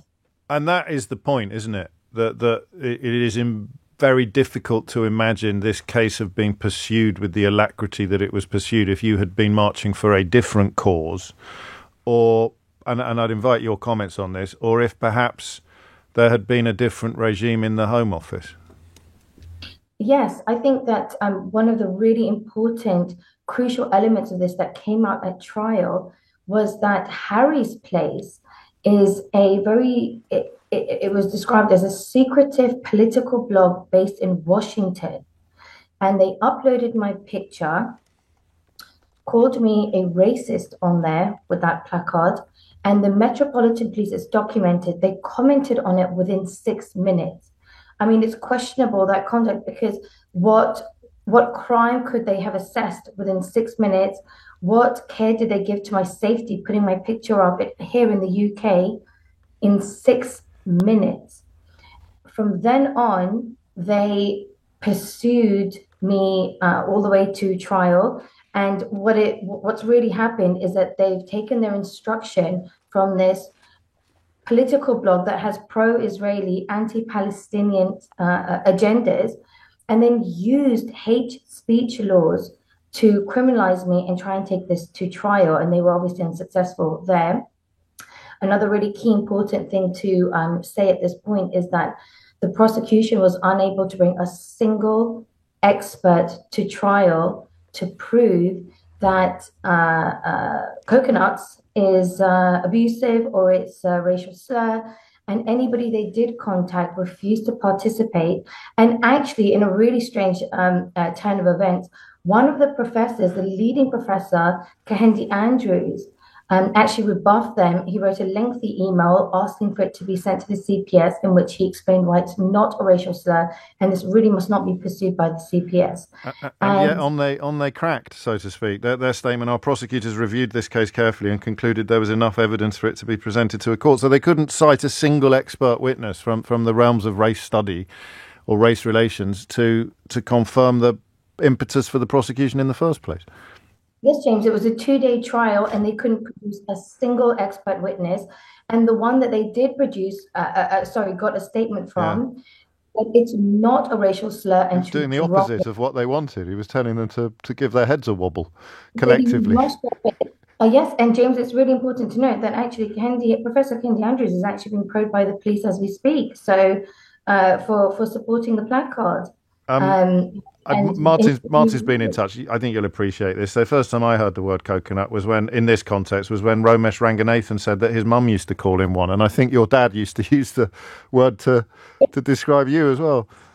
Yes, so it's got cultural meaning, and then the way that I used it was in the political sense. Yes. Absolutely valid, completely legitimate, and what I'm really worried about and what I really question was the police conduct and the CPS conduct. Well, I sense you're not going to let that lie. So what is next for you, both professionally and in the context of this case? You know, James, actually, the thing that comes before both of those is that I need to give birth. I thought women could multitask, Maria. What are you talking about? I've been multitasking for 9 months, James. I need a little break. Okay.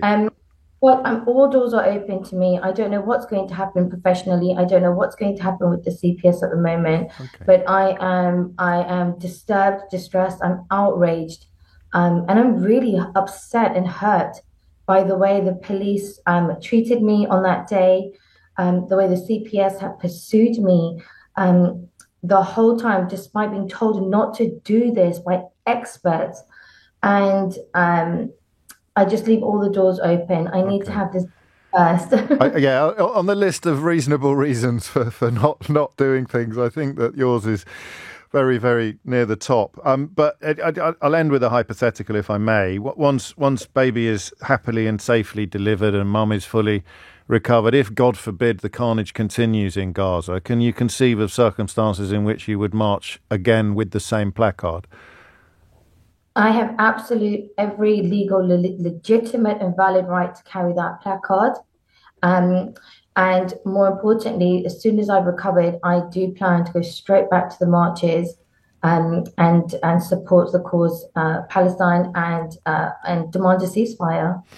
Well, good luck with everything that is on the immediate horizon, and indeed the ones that are further away. Maria Hussein, the teacher there, who was cleared of racially aggravated public order last week after holding a placard at a pro-Palestinian protest depicting Rishi Sunak and Suella Braverman as coconuts. And for the avoidance of doubt, the judge sitting in that case was clear that it was a deployment of political satire, something which both Nels Abbey, who the author who has followed this case very, very closely, and now Maria, reminded us, a prosecution that failed to find a single expert prepared to support the grounds for the prosecution. It's 12 noon. James O'Brien on LBC. It is 4 minutes after 12 and you're listening to James O'Brien on LBC, where I have a story for you that is remarkable for at least two reasons.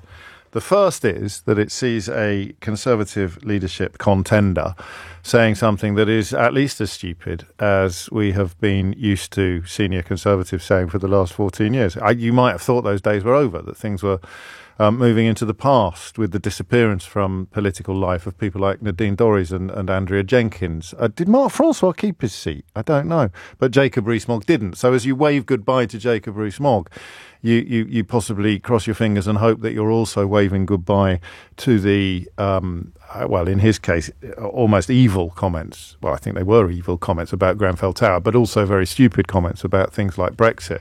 The sort of complete absence of self-awareness. Can you get me the bit where she says she doesn't do gaffes as well? Because that might be quite helpful. Do you know who I'm talking about yet? So the second reason why I find this intervention from a Conservative leadership contender remarkable is because I think I'm about to break the habit of a lifetime.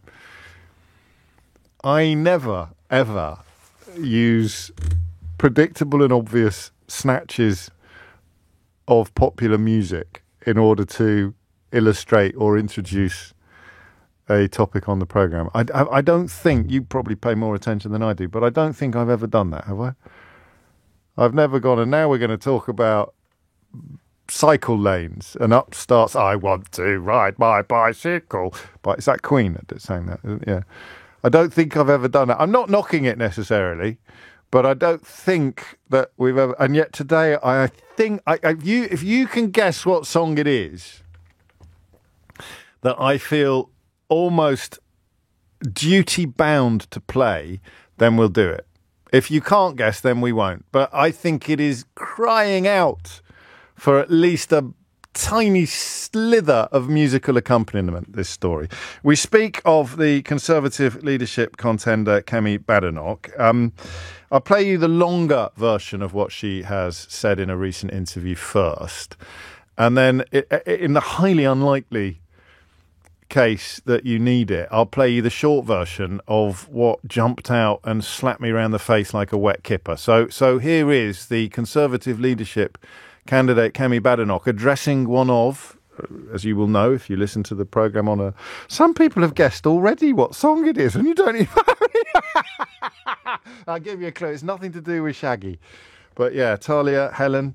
And many others. Again, and no, Matt, it's not When I'm Cleaning Windows by George Formby. That would be something of a turn-up for the books. But Kemi Badenoch wading in to territory that I consider to be among our favourite territory for the conversations that we have together. So here is latest contribution to public discourse. It was the first time that I interacted properly with people who didn't come from the sort of background that I came from. I grew up in a middle-class family, but I became working class when I was 16, working in McDonald's. And just understanding, how many people there were single parents and they were working there to make ends meet. Because they have to work? Yes, and there's a humility there as well. You had to wash toilets. There were no special cleaners coming in. You had to wash toilets. You had to flip burgers. You had to handle money. So it taught me a lot about just, work skills. Sorry? What? Pardon? I grew up in a middle-class family, but I became working class when I was 16, working in McDonald's. Whoa! What? Day one? Do you think? The first day? First shift? I mean, how many shifts in McDonald's do you have to do before you cease to be middle class and actually become working class? Yeah, I don't know that anyone's going to get the song. Yes, you're very right. And it's not My Old Man's a Dustman, Sue. No, I don't think you're taking this seriously. Everybody else is getting this just about right. Have you got the other bit ready? The bit where... Because she also managed to suggest in this interview that she never puts a foot wrong and she never has to apologise for making any gaffes. She is, of course, a politician who was forced to admit that she'd, I think, unfairly accessed a Labour politician's computer to I must get the details clear on that. But anyway, in case you're thinking that what you just heard was among the most tin-eared and crass contributions to political discourse in recent memory, well, I'm afraid that you're wrong, because...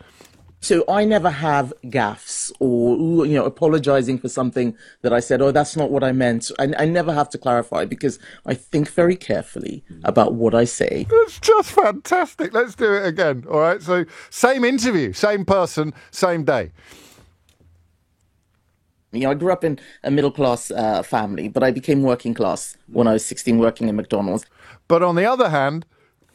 So I never have gaffes or, apologising for something that I said, that's not what I meant. I never have to clarify because I think very carefully about what I say. I think very carefully about what I say, and within 2 hours of starting my first shift at McDonald's, I became working class. Hey, look, we might be missing something. But I don't think we are. I think what we're hearing here, curiously, is another spectrum of entitlement. But compared to the conversation we've been having recently, this at least can be filed under fun. And if you want a smile, if you do want to laugh, then I can tell you that replies to a couple of posts that I made earlier on social media, this one, I wrote this one, and it's by far from being the funniest contribution to this conversation. I wrote, in 1988, on holiday from public school, I spent 2 weeks working on a building site in Doncaster. You may have heard this story before.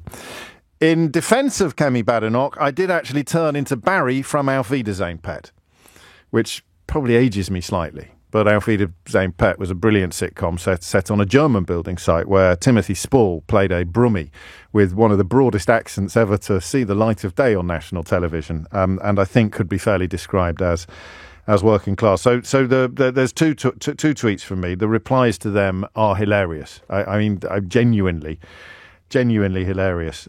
Much funnier than my attempt at humour. So if you do want to have a smile, then by all means, have a look at those. I like this from Mark. No, James, this is true. I grew up working class, but I became middle class when I saw a John Lewis Christmas advert. And this from Javier. When you worked in River Island, James, did you become working class between 8:30 and 5:30? And Johnny says, to be fair, I became an ambassador after having a Ferrero Rocher at a Christmas party in 1992. It was Harriet Harman's PC. And, yeah, I think that we do have to break the habit of a lifetime and use a song to illustrate a story. I grew up in a middle-class family, but I became working class when I was 16, working in... I never make gaffes. I think far too carefully about what I'm going to say. I can't believe I just attributed Barry from Half of Edith's Own Pet to Birmingham when he's obviously from Wolverhampton. So, what possible conversation are we going to have off the back of this? Well, I'll tell you. I want you to call me now if you have... what's it like, genuinely, to change class? Does anyone ever go down a class? Would you honestly claim that you had gone... Well, up and down is possibly the wrong... Well, you can't say it's the wrong language to use, can you? When at the top of it is the upper class and at the bottom is the lower class. So I didn't like the idea of it being vertical, like movement up or movement down. But I suppose the entire class system hinges upon the notion that being upper class is, quotes, better than being lower class. But we'll go for middle class and working class. One day...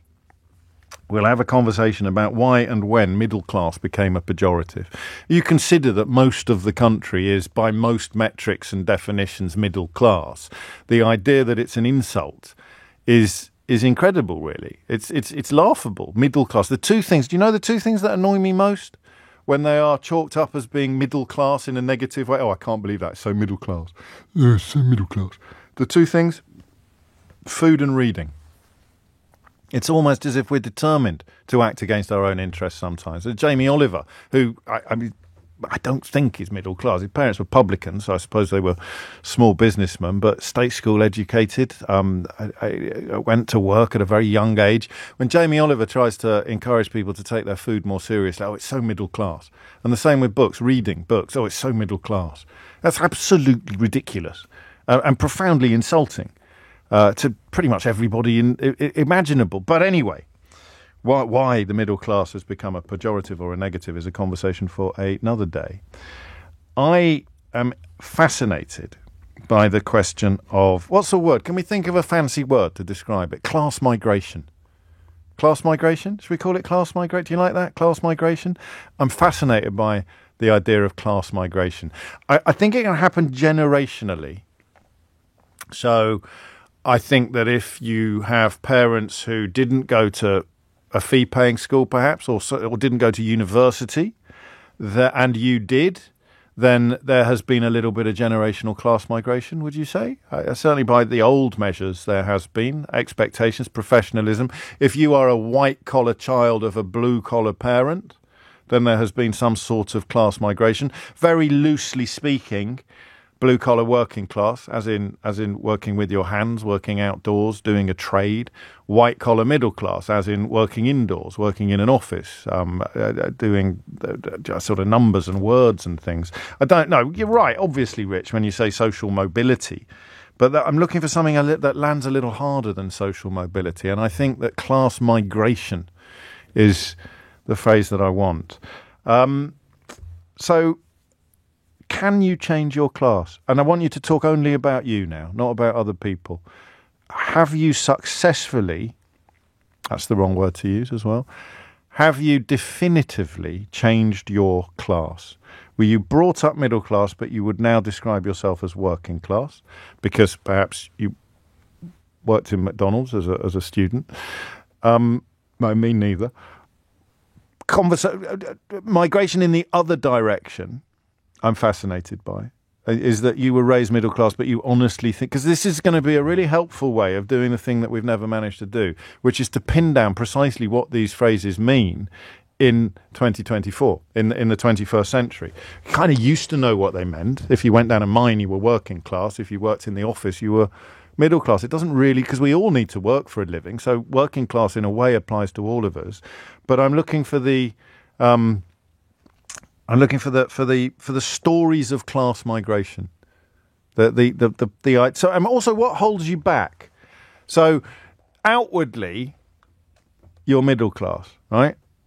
But, and I don't mean the silly, lazy stuff like you still eat mushy peas, like I do, but the things that make you feel conscious of class, even though you think you've migrated. I really want to speak to someone who thinks they've moved down the social ladder, that their social mobility from their parents' generation has gone into reverse. But fundamentally and firstly, I just want us all to address the question of whether you can successfully change class. Either up the ladder, and don't blame me for the fact that it's a ladder, all right? Blame Queen Victoria. No, blame Henry VIII. No, blame William the Conqueror. No, blame King Alfred the Great. Don't blame me that it is a ladder, that social mobility is a vertical journey rather than a horizontal one. Can you change class? Have you changed class? 0345 6060 973 is the number you need. And I suppose, I mean, in all fairness, we should also ask is, did working in a fast food restaurant actually see you change your class? 0345 6060 973. James O'Brien on LBC. It is 19 minutes after 12. You're listening to James O'Brien on LBC. I like this from Andrew. He says, James, you kindly read out my message when you were asking why no one is interested in the Tory leadership contest. Is it bad that I now kind of want Kemi to win just for the comedy value? I don't know what I don't know what you're talking about. Honestly, Andrew, there's absolutely nothing remotely funny about this. I grew up in a middle-class family, but I became working class when I was 16 working in McDonald's. Okay. Sandy's in Redditch. Sandy, what made you pick up the phone? Basically, I think... That's so bad. I have... sorry, I'm really nervous. Why? I've spoken to you before as well. What? It's only me. What are you nervous about? Trying to formulate my thoughts on this. Well, take your time. I never bother, so you're in good company. Class is something I'm absolutely obsessed with, if I'm honest. Same here. It's an English condition. I think if you're not obsessed with it, you're missing the boat. And it's a complete social construct as well. Yep. In that, and you construct it yourself. For me, I was married for nearly 20 years and worked all my life. Yeah. I've been to university. My parents didn't go to university, so I was the first child in the family to go to university. And I worked as a funeral director. I've spoken to you before. I was a funeral director, and I worked for the government as a tutor, and then I got disabled and couldn't work. And so I've been disabled now for like 8 years. I can't work at all with the fibromyalgia because I'm in a wheelchair and it's unpredictable. So I basically had to go... I also got divorced the same year. Crikey. When I got divorced, I lost the house, lost my car, didn't have a credit score, couldn't get a mobile phone, couldn't get a bank account. It's all very, very complicated. But anyway, I'm basically now disabled on benefits and technically can't work. So it looks like I've gone down a class in some people's eyes. I mean, this is obviously entirely beyond your control, but this is all material measures, isn't it? And class, as a fellow obsessee like me, you know that it's about more than just material measures. It is, and it's so much about the image that you portray. So, like, I can blend in. I've always been able to blend in. I'm from Redditch, so not far from Kidderminster. That's right. I can be really brummy if I need to be. I can act really uneducated if I need to be. I can mix in families and circles where I need to mix in. But when I worked, people always assumed I'd gone to a proper school. They'd assumed I'd gone to a proper school rather than the school I did go to. No, I'm trying to think what the equivalent of Kemi Badenoch's experiences in McDonald's would be for you. If we wanted to get you back into the... I know. But if I wanted to get you back into the middle class, then perhaps where would you have to get... Perhaps you could get a job in Owen Owens. That doesn't exist anymore, does it? No, do you know, I was a management trainee there. There you go, you see. It's almost like I'm psychic.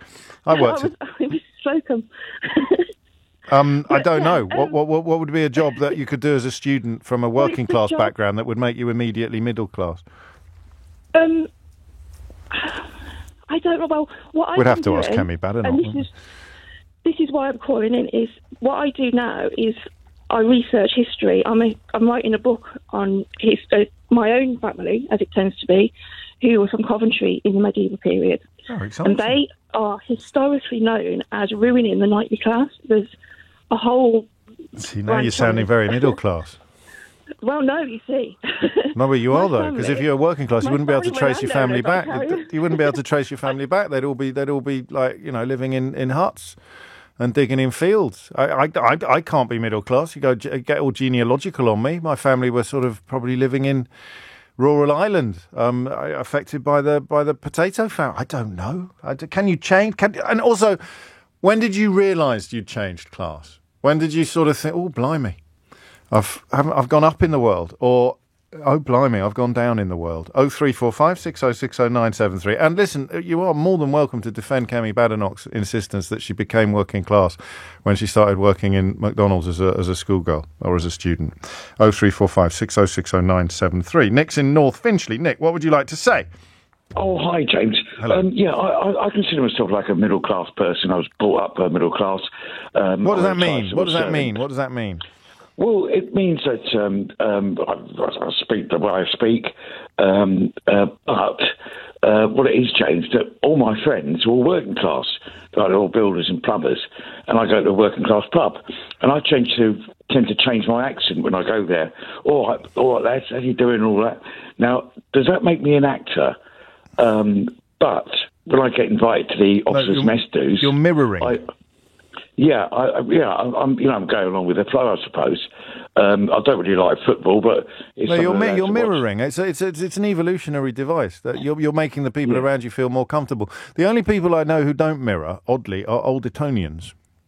Oh, right. Okay. And somehow there's something about that school that allows them, actually, I know this may sound unlikely, but they can get on with anybody. So they'd come into your pub and they'd knock about with your mates, and they wouldn't change their accent at all, but almost everybody else would. Yeah, it's weird. I mean, but it's not class. That's just mirroring. So when you say I was raised middle class, what does that mean? Well, I was brought up in a nice area in North London. As I say, I'm a tight civil servant. I've got my own house. Most of those things could be working class. Hang on, Nick. Acid test. Yep. Have you ever worked in McDonald's? No. There you go. He's middle class. You see, that's the final proof. That's the final test. Here's a mystery for Kemi Badenoch. If you worked in Le Brasserie in Kidderminster, but you went to private school, does that make you working class? I know it sounds fancy, but it was in Kidderminster, and in fact, it wasn't that fancy because probably mistakenly, on my first or second day working at Le Brasserie, I pointed out to the owner, lovely bloke called Barry, I pointed out that he'd got the gender wrong on the name of the restaurant. What a little prig. I go, I'm terribly sorry to tell you this. He's had it all printed, all the menus are printed, the bloody great sign outside. Everything says Le Brasserie. I said, it should be La Brasserie, I think, shouldn't it? Not that anyone is going to walk past the restaurant in protest at the misgendering of a bistro in the West Midlands, but still, it's so. Would that be the point at which I became working class? Listen, to be really fair, which I'm not sure she deserves, given how unfair she is to so many other people, I think I understand the point she was trying to make, despite the size of the gaffe that she made by describing herself as working class. She's sort of saying that until she took that job, she'd never knocked about with people who were from a background different from hers. But to suggest that she then became them is, well, just yet more proof that she never has to apologise for anything that she's ever said because she thinks so deeply about what it is she's about to say. So when I worked there, my mate Ben got in touch earlier when we were laughing about this on social media and said in his school holidays from boarding school, he went to work as a waiter in order to make money that he could then use to go on holiday with his mates from school. But he was working with people who were doing the same job in order to feed their family, to support their family. And that is the kind of dichotomy that is under discussion here, I think. 12:27 is the time. David is in Chorley. David, what made you pick up the phone? James, hi. Hello. Hello. I was born into a working class family, 2 Irish immigrants, parents who used to pawn their wedding rings at Christmas so that we could have a nice Christmas day. Bloody hell. I mean, that lands, doesn't it, as an example. Again, it's a material measure, But it's more than mere material, isn't it? The pawning of a wedding ring in order to fund Christmas and then get them back when the tide had come back in again. But it was also the days of bringing buy sales at schools where I would take my toys that I'd grown out of to school and swap them with somebody else's toys rather than my parents have to buy me toys. So I was working class. I didn't realise it because I was happy. I was still fed, but I didn't know what it meant. But then as I went into the workplace and I had my first job on a factory floor, but I worked through now to the fact that I'm an exec director and I've got my own company, I know when I became middle class. It's when I didn't have to keep checking my bank account. That doesn't work. Because I had to check my bank account all the time when I was a student. Yeah, but you'd have had bad habits that you don't want to admit to on the radio. How dare you? No, I didn't. Money on things. I just regularly ran out of money. Women and alcohol. Because I didn't have much. I couldn't afford women or alcohol. So you're really personalising it and drawing direct distinctions between you and your mum and dad, who never ever had that freedom. They never had that financial freedom. I do apologise, I just called you Nick. Lambast me forever. No, I also believe that it was a moment in time where I realised I no longer had to go into financial debt to buy something I wanted. I could actually buy things, apart from the house, mortgage paid off anyway. All right, you're showing off now. What about non-material stuff? What about stuff that you do? I mean, could you recognise a pastry fork at 100 yards? No. When it comes to cooking, I can just about boil water. Okay, and now the acid test to see whether you really have successfully migrated from the working class to the middle class. David in Chorley, have you ever worked in McDonald's? No. To the workhouse with him. It's 12:30. Lucinda Horsley's here now with your headlines. James O'Brien on LBC. It is 33 minutes after 12, and just trying to establish at what point I became working class. Despite being privately educated, was it when I went to work on a building site in Doncaster for a fortnight in 1988? Or was it the following summer when I started work as a waiter at Le Brasserie restaurant in Kidderminster? A couple of you have been in touch to tell me that it's shut. I know it's shut. Alan Stourport, thank you. I don't want to sound ungrateful. It didn't quite survive COVID. I think it came out the other end of COVID, but didn't quite manage to get back up and running again, and it's left quite a big hole in the culinary landscape of Kidderminster. However, if you are looking for somewhere to have dinner in Kidderminster, and I grant you there won't be that many people listening to this programme at precisely this point in history who are looking for somewhere to have dinner in Kidderminster, I can recommend Love Food Italia on New Road, where I took my mum last time I was back home, and we had an absolutely lovely evening. So I'm more than happy to recommend local businesses when they see me right, and we had a lovely evening there. I think it was Dave as well. Particular hello to Dave, who popped over to say hello. My mum loves it when that happens. Absolutely, sitting having dinner in Kidderminster, and then someone comes over to say hello and nice things about the show. My mum, she could see her preening she was, I tell you. So anyway, there you go. There's Kidderminster. 12:34 is the time. Class migration. Why are we talking about it? Well, if you're just tuning in, I think you deserve to hear the reason why we are having a conversation about what it takes for someone middle class to become working class, because I bet you never realised it was so easy. I grew up in a middle class family, but I became working class when I was 16, working in McDonald's. Kemi Badenoch there. I'm just sort of defying all the conventions of class migration in one single swoop. Mike's in Gloucester. Mike, what made you pick up the phone? Hello, James. Hello, Love your Mike. show. Thank Love you very mess. much. Listen, I'm very proud to be working class, a mechanic, obviously a tradesman, so you look down a little bit by others. But do you find that? Do you genuinely feel that sometimes? I think you get your hands dirty nowadays. People think you're a lower class, but maybe, yeah. I'd climb the ladder, but anyway, I had the chance to buy a Bentley probably about 10 years ago when the market sort of fell, and obviously they weren't very expensive. But I realised I was still working class, when I went to pay for running it, putting the fuel and stuff in it.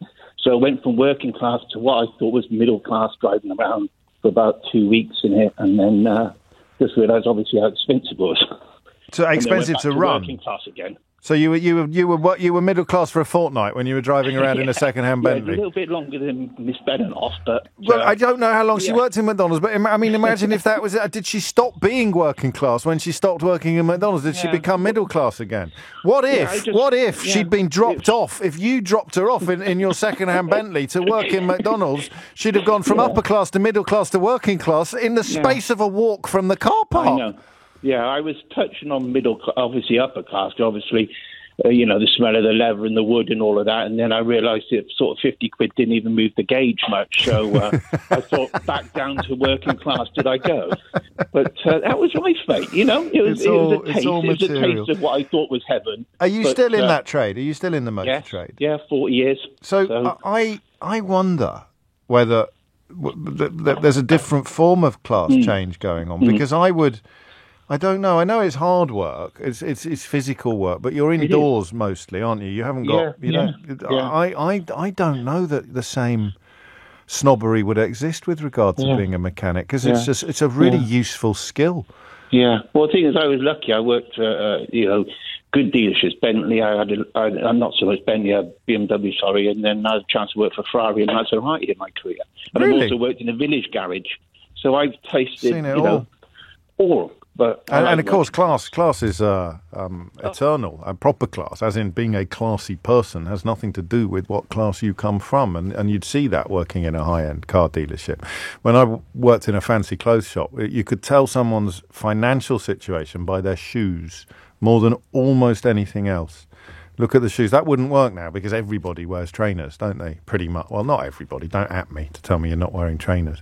But you used to be, so particularly during Cheltenham, and quite a lot of Irish fellas would come over who didn't look as if they'd stepped out of the window of the shop I was working in. But you'd look at their shoes and they'd be wearing a beautiful pair of bright, and they were about to drop $2,000 on a cashmere overcoat. But class, separate from social class as in Class E, that's a different kettle of fish entirely.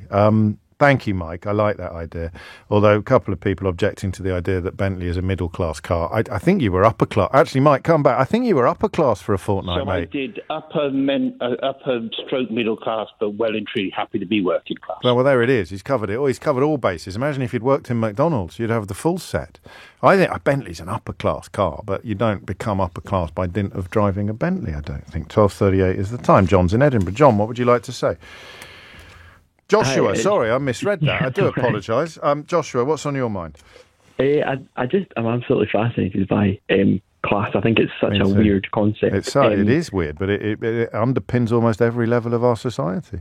Well, absolutely. But what I find so strange, I think I've got a unique kind of view on it because I had a very working class upbringing. I was born to, my mum was only 19 when I was born, and she lived away from her parents. She was very on her own, and then she had a rocky relationship with my dad, so she was a single mum for a lot of my upbringing. Right. And yeah, I had a very working class upbringing, but actually, kind of as I got older and started to, just before I moved out, my mum remarried and has almost, my family without me have migrated up a class level almost. So I think I've got almost a... So you've got younger half-siblings, have you, or step-siblings? Yeah, so I've got two full siblings and a younger half-sibling as well, but they, I think, would be very comfortable in middle class. And you're the oldest? Yeah. So the younger full siblings lived under your mum's new family's roof for longer than you did? Yeah, definitely, yeah. Yeah. What are the signifiers, Joshua? So, the things that make you feel what you've just... How old are you now? I don't think you're very old, are you? No, 21. So, and you already feel a class distinction between you and your teenage siblings? Definitely, yeah. And I think, if not my teenage siblings, definitely I've got my youngest sister, she's 9. Yeah. So definitely her. I just think the distinctions they're a lot more comfortable. I think when you go back to the house, it's a much nicer place to be. Yeah. Which I know isn't very descriptive, but no, it is. It's a much nicer place to be. But also, I think that they've got that kind of luxury of having a bit more guaranteed. They know where the next meal's coming from. They know what they're having is nice, good food. It's not. But you do now. You do now. You just didn't when you were their age. Yeah, to an extent. I think that they have this kind of comfortability through school. I think that's kind of what makes or breaks it, really, is that, you know, I was going to school and... It's a demeanour. It's a demeanour, isn't it? And that's the thing that we're not picking up on, because we're going inevitably for the material stuff, like driving a Bentley or working in McDonald's. But there is a demeanour. Can you learn that? You could learn that, though. You could fake it till you make it, as the kids say.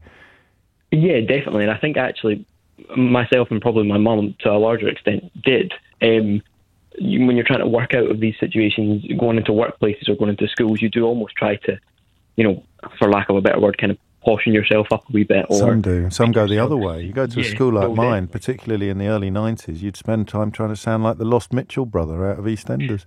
Yeah. What I always found strange about politicians, though, is the obsession to be a lower class than you are. Yeah. And it's something that I don't know that you see very often. Up here, obviously, we had Nicola Sturgeon for a long time. She was very proud of her background, but... That was all it was a background, and it what a great point. Decisions, but what a great point. You should be presenting the show today. Arguably that's an even more interesting avenue than the one we're exploring. Why does Kemi Badder not want people to think that she knows what it's like to be working class? Because she wants their votes, I suppose. Yeah, I suppose. But there's more people in the middle class. I just feel anybody that the majority of people that are working class see Kemi Badenoch almost cosplaying as one of them and are less likely to vote for her. Because it's so patronising to say, I understand your concerns. I worked in McDonald's when I was 16. Yeah. Yes, it is, isn't it? It is a bit remarkable. Yeah, I like that. Thank you, Joshua. Swagger, I suppose, is the phrase we sometimes use, but I prefer demeanour, because swagger is a little bit unhelpful. Demeanour is a much better word. 12:43 is the time. The moving, the changing. I quite like this from Anthony. You can't become upper class. You can only marry into it. Surely you need some solid family history of wealth to do that, not to marry into it. And there's a reason why extremely wealthy aristocrats, male aristocrats, traditionally marry extremely beautiful women regardless of their background. It's to dilute the gene pool. Otherwise they'd end up like the Habsburgs and their nose would be meeting their chin because of all the centuries of inbreeding. So there are many ways, but I don't know. I mean, at what point does the glamorous model who marries the male aristocrat herself become upper class? I do not know. Steve is in Birmingham. Steve, what would you like to say? Hi, James. I'd just like to say that my own migration, if you like, was I was the first generation of my family that didn't need to come home from work dirty. I think we've got a winner. I think we've got a winner. And and kind of attached to that, if you like, I'm also the first generation of my family who my downtime clothes are more scruffy than my work clothes. Does that make sense to you? Like my dad, when in the evenings, he wore better clothes than he wore for work, or nicer, cleaner clothes. Whereas I wear jeans and a t-shirt because I've worn nice clothes for my job. You mean a suit? That makes sense to you. I don't quite have to go to a suit these days, but I did until a few years ago. Smart. Yeah. So. And I work in academia, whereas my family were all tradesmen, you see. And they went to work in the back of vans, and I commute on the train, kind of thing, if that makes sense. It makes perfect sense. That is a really powerful image, actually, not just a powerful depiction. The idea that I was the first member of my family who didn't come home dirty. And that's a bit like the sartorial equivalent of having a parlour, which is something you don't really hear anymore, having a special room that you would not really go in most of the time, but you would use it for, if the vicar came round or the priest came round or something like that. And that's what your dad did with his clothes, is he put on smarter clothes in the evening. He did. And he always wore white shoes because his work boots were steel toe cap boots, for bricklayer. He was a bricklayer. So, but it's interesting that my dad always wanted us to have what he called sitting down jobs. And yet, he never envisaged the fact that we'd sit up till midnight answering emails on weeknights. Even though, I absolutely shattered, but at least I'm sitting down. I take your point. I like that a lot.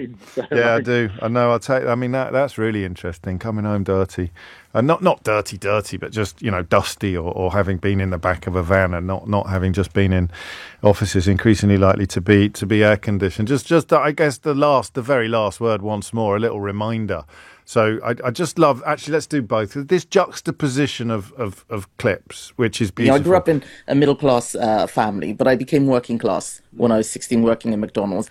But on the other hand, this. So I never have gaffes or apologising for something that I said, that's not what I meant. I never have to clarify because I think very carefully about what I say.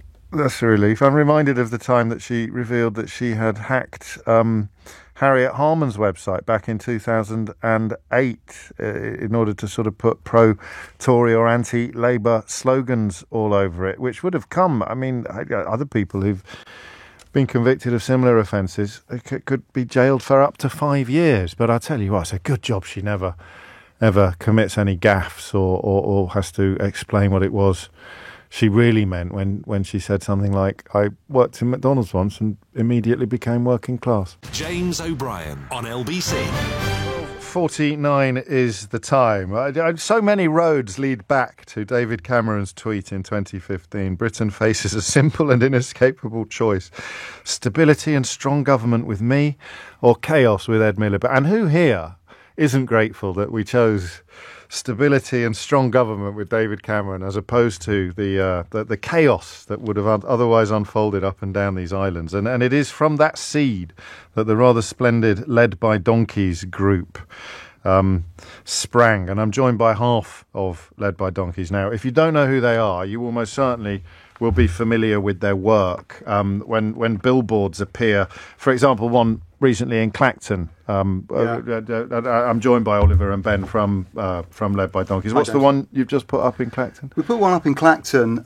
We looked at the register of members' interests and saw how much Farage has earned from second jobs in the first month that he was an MP. It's about £130,000, a lot of it coming from GB News, but also Cameo, where he does these silly little videos for birthdays and stuff. Makes him the highest paid MP by a country mile. And we thought the people in Clacton should know how much he's earning from second jobs when he should be working for them. So we put it up.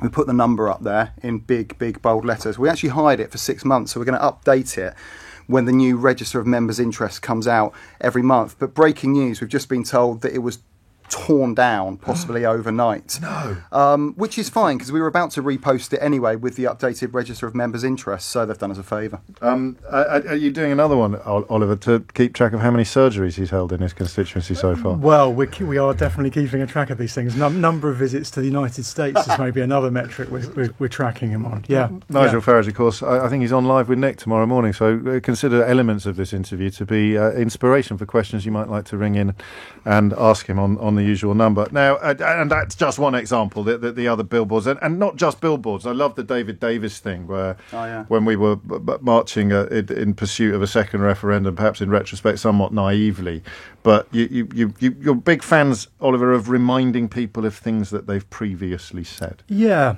that was a big part of this project, actually. And, there's a recognition that we live in a kind of information-rich age where so much is promised on social media and then disappears into the digital ether.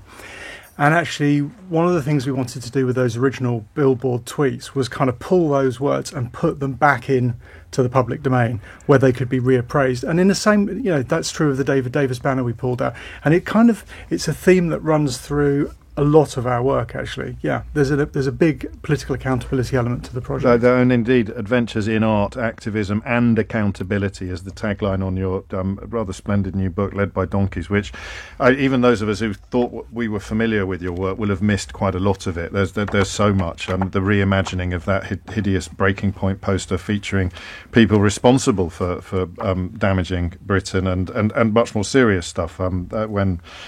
it was Hassan Akkad who had been on this programme on a couple of occasions telling his story of being a genuine refugee, which you broadcast onto the White Cliffs of Dover.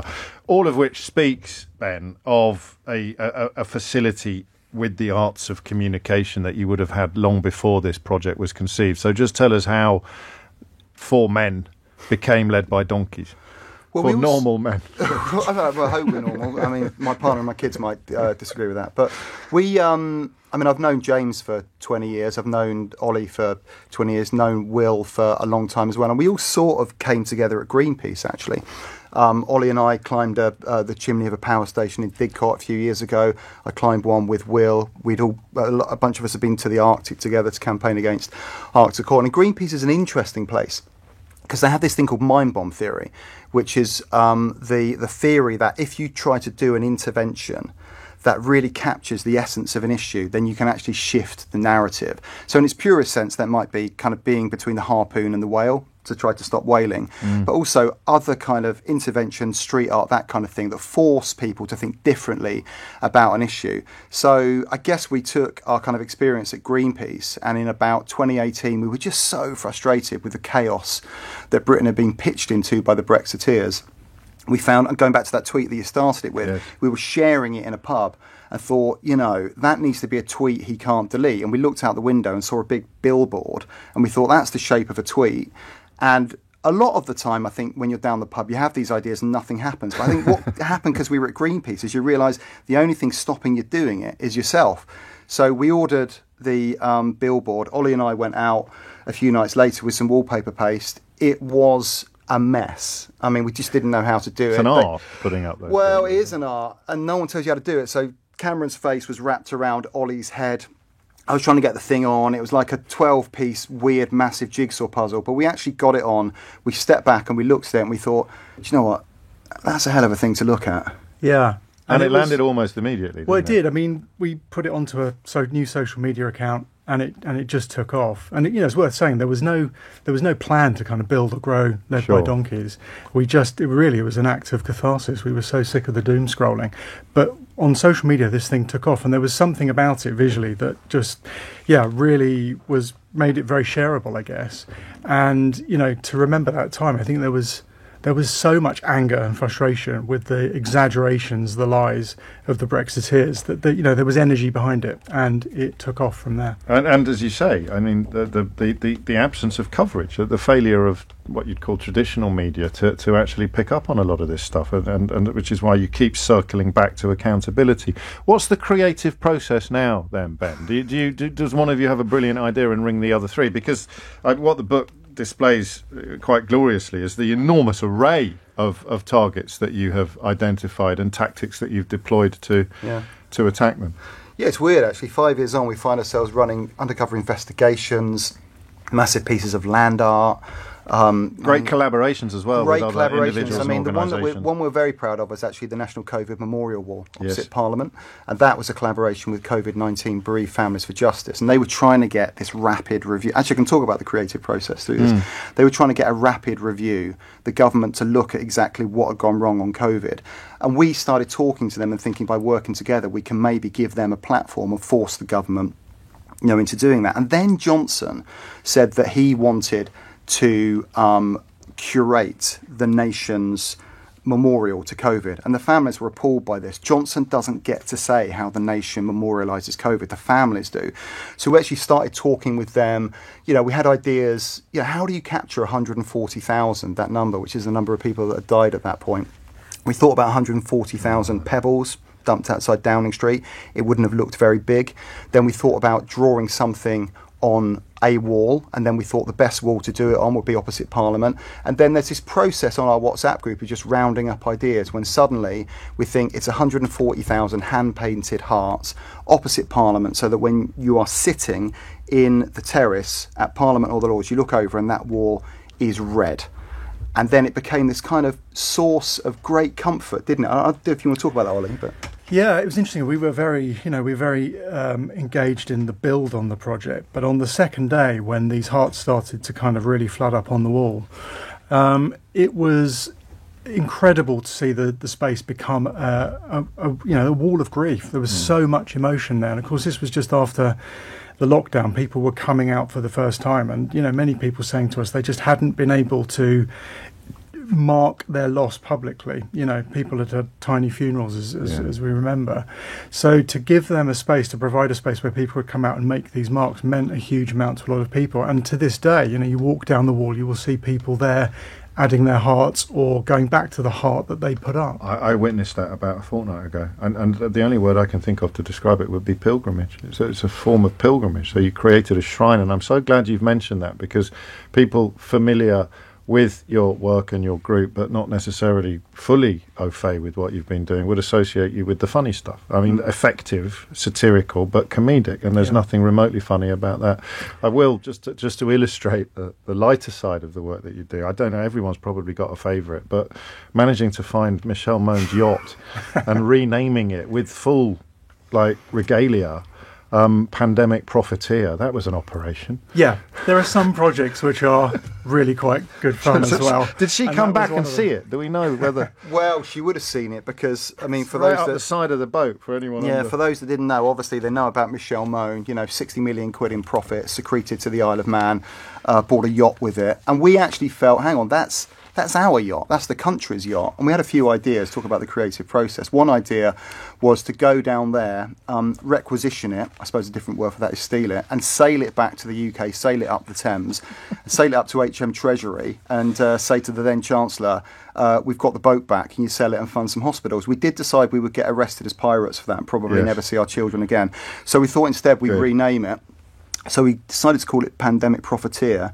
We found it in a marina south of Barcelona, went down there and actually, broke into the marina and renamed it and got away, only just. But actually, it was funny, but it was also a serious point. Of course it was. That yacht was bought with money that came from useless PPE or largeless useless PPE.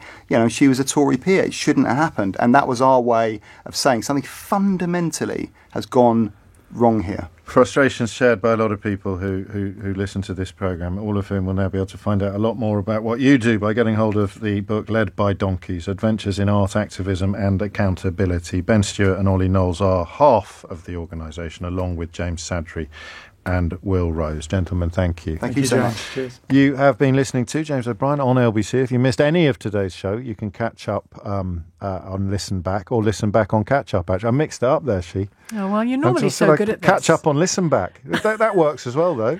It does. Oh, yeah. It's all on Global Player, where you'll also find all of LBC's shows to catch up on or listen back to, as well as all of Global's live radio stations. So download Global Player for free from your app store or head to globalplayer.com. Coming up at 4 on LBC, it's Tom Swarbrick, but now, James O'Brien on LBC.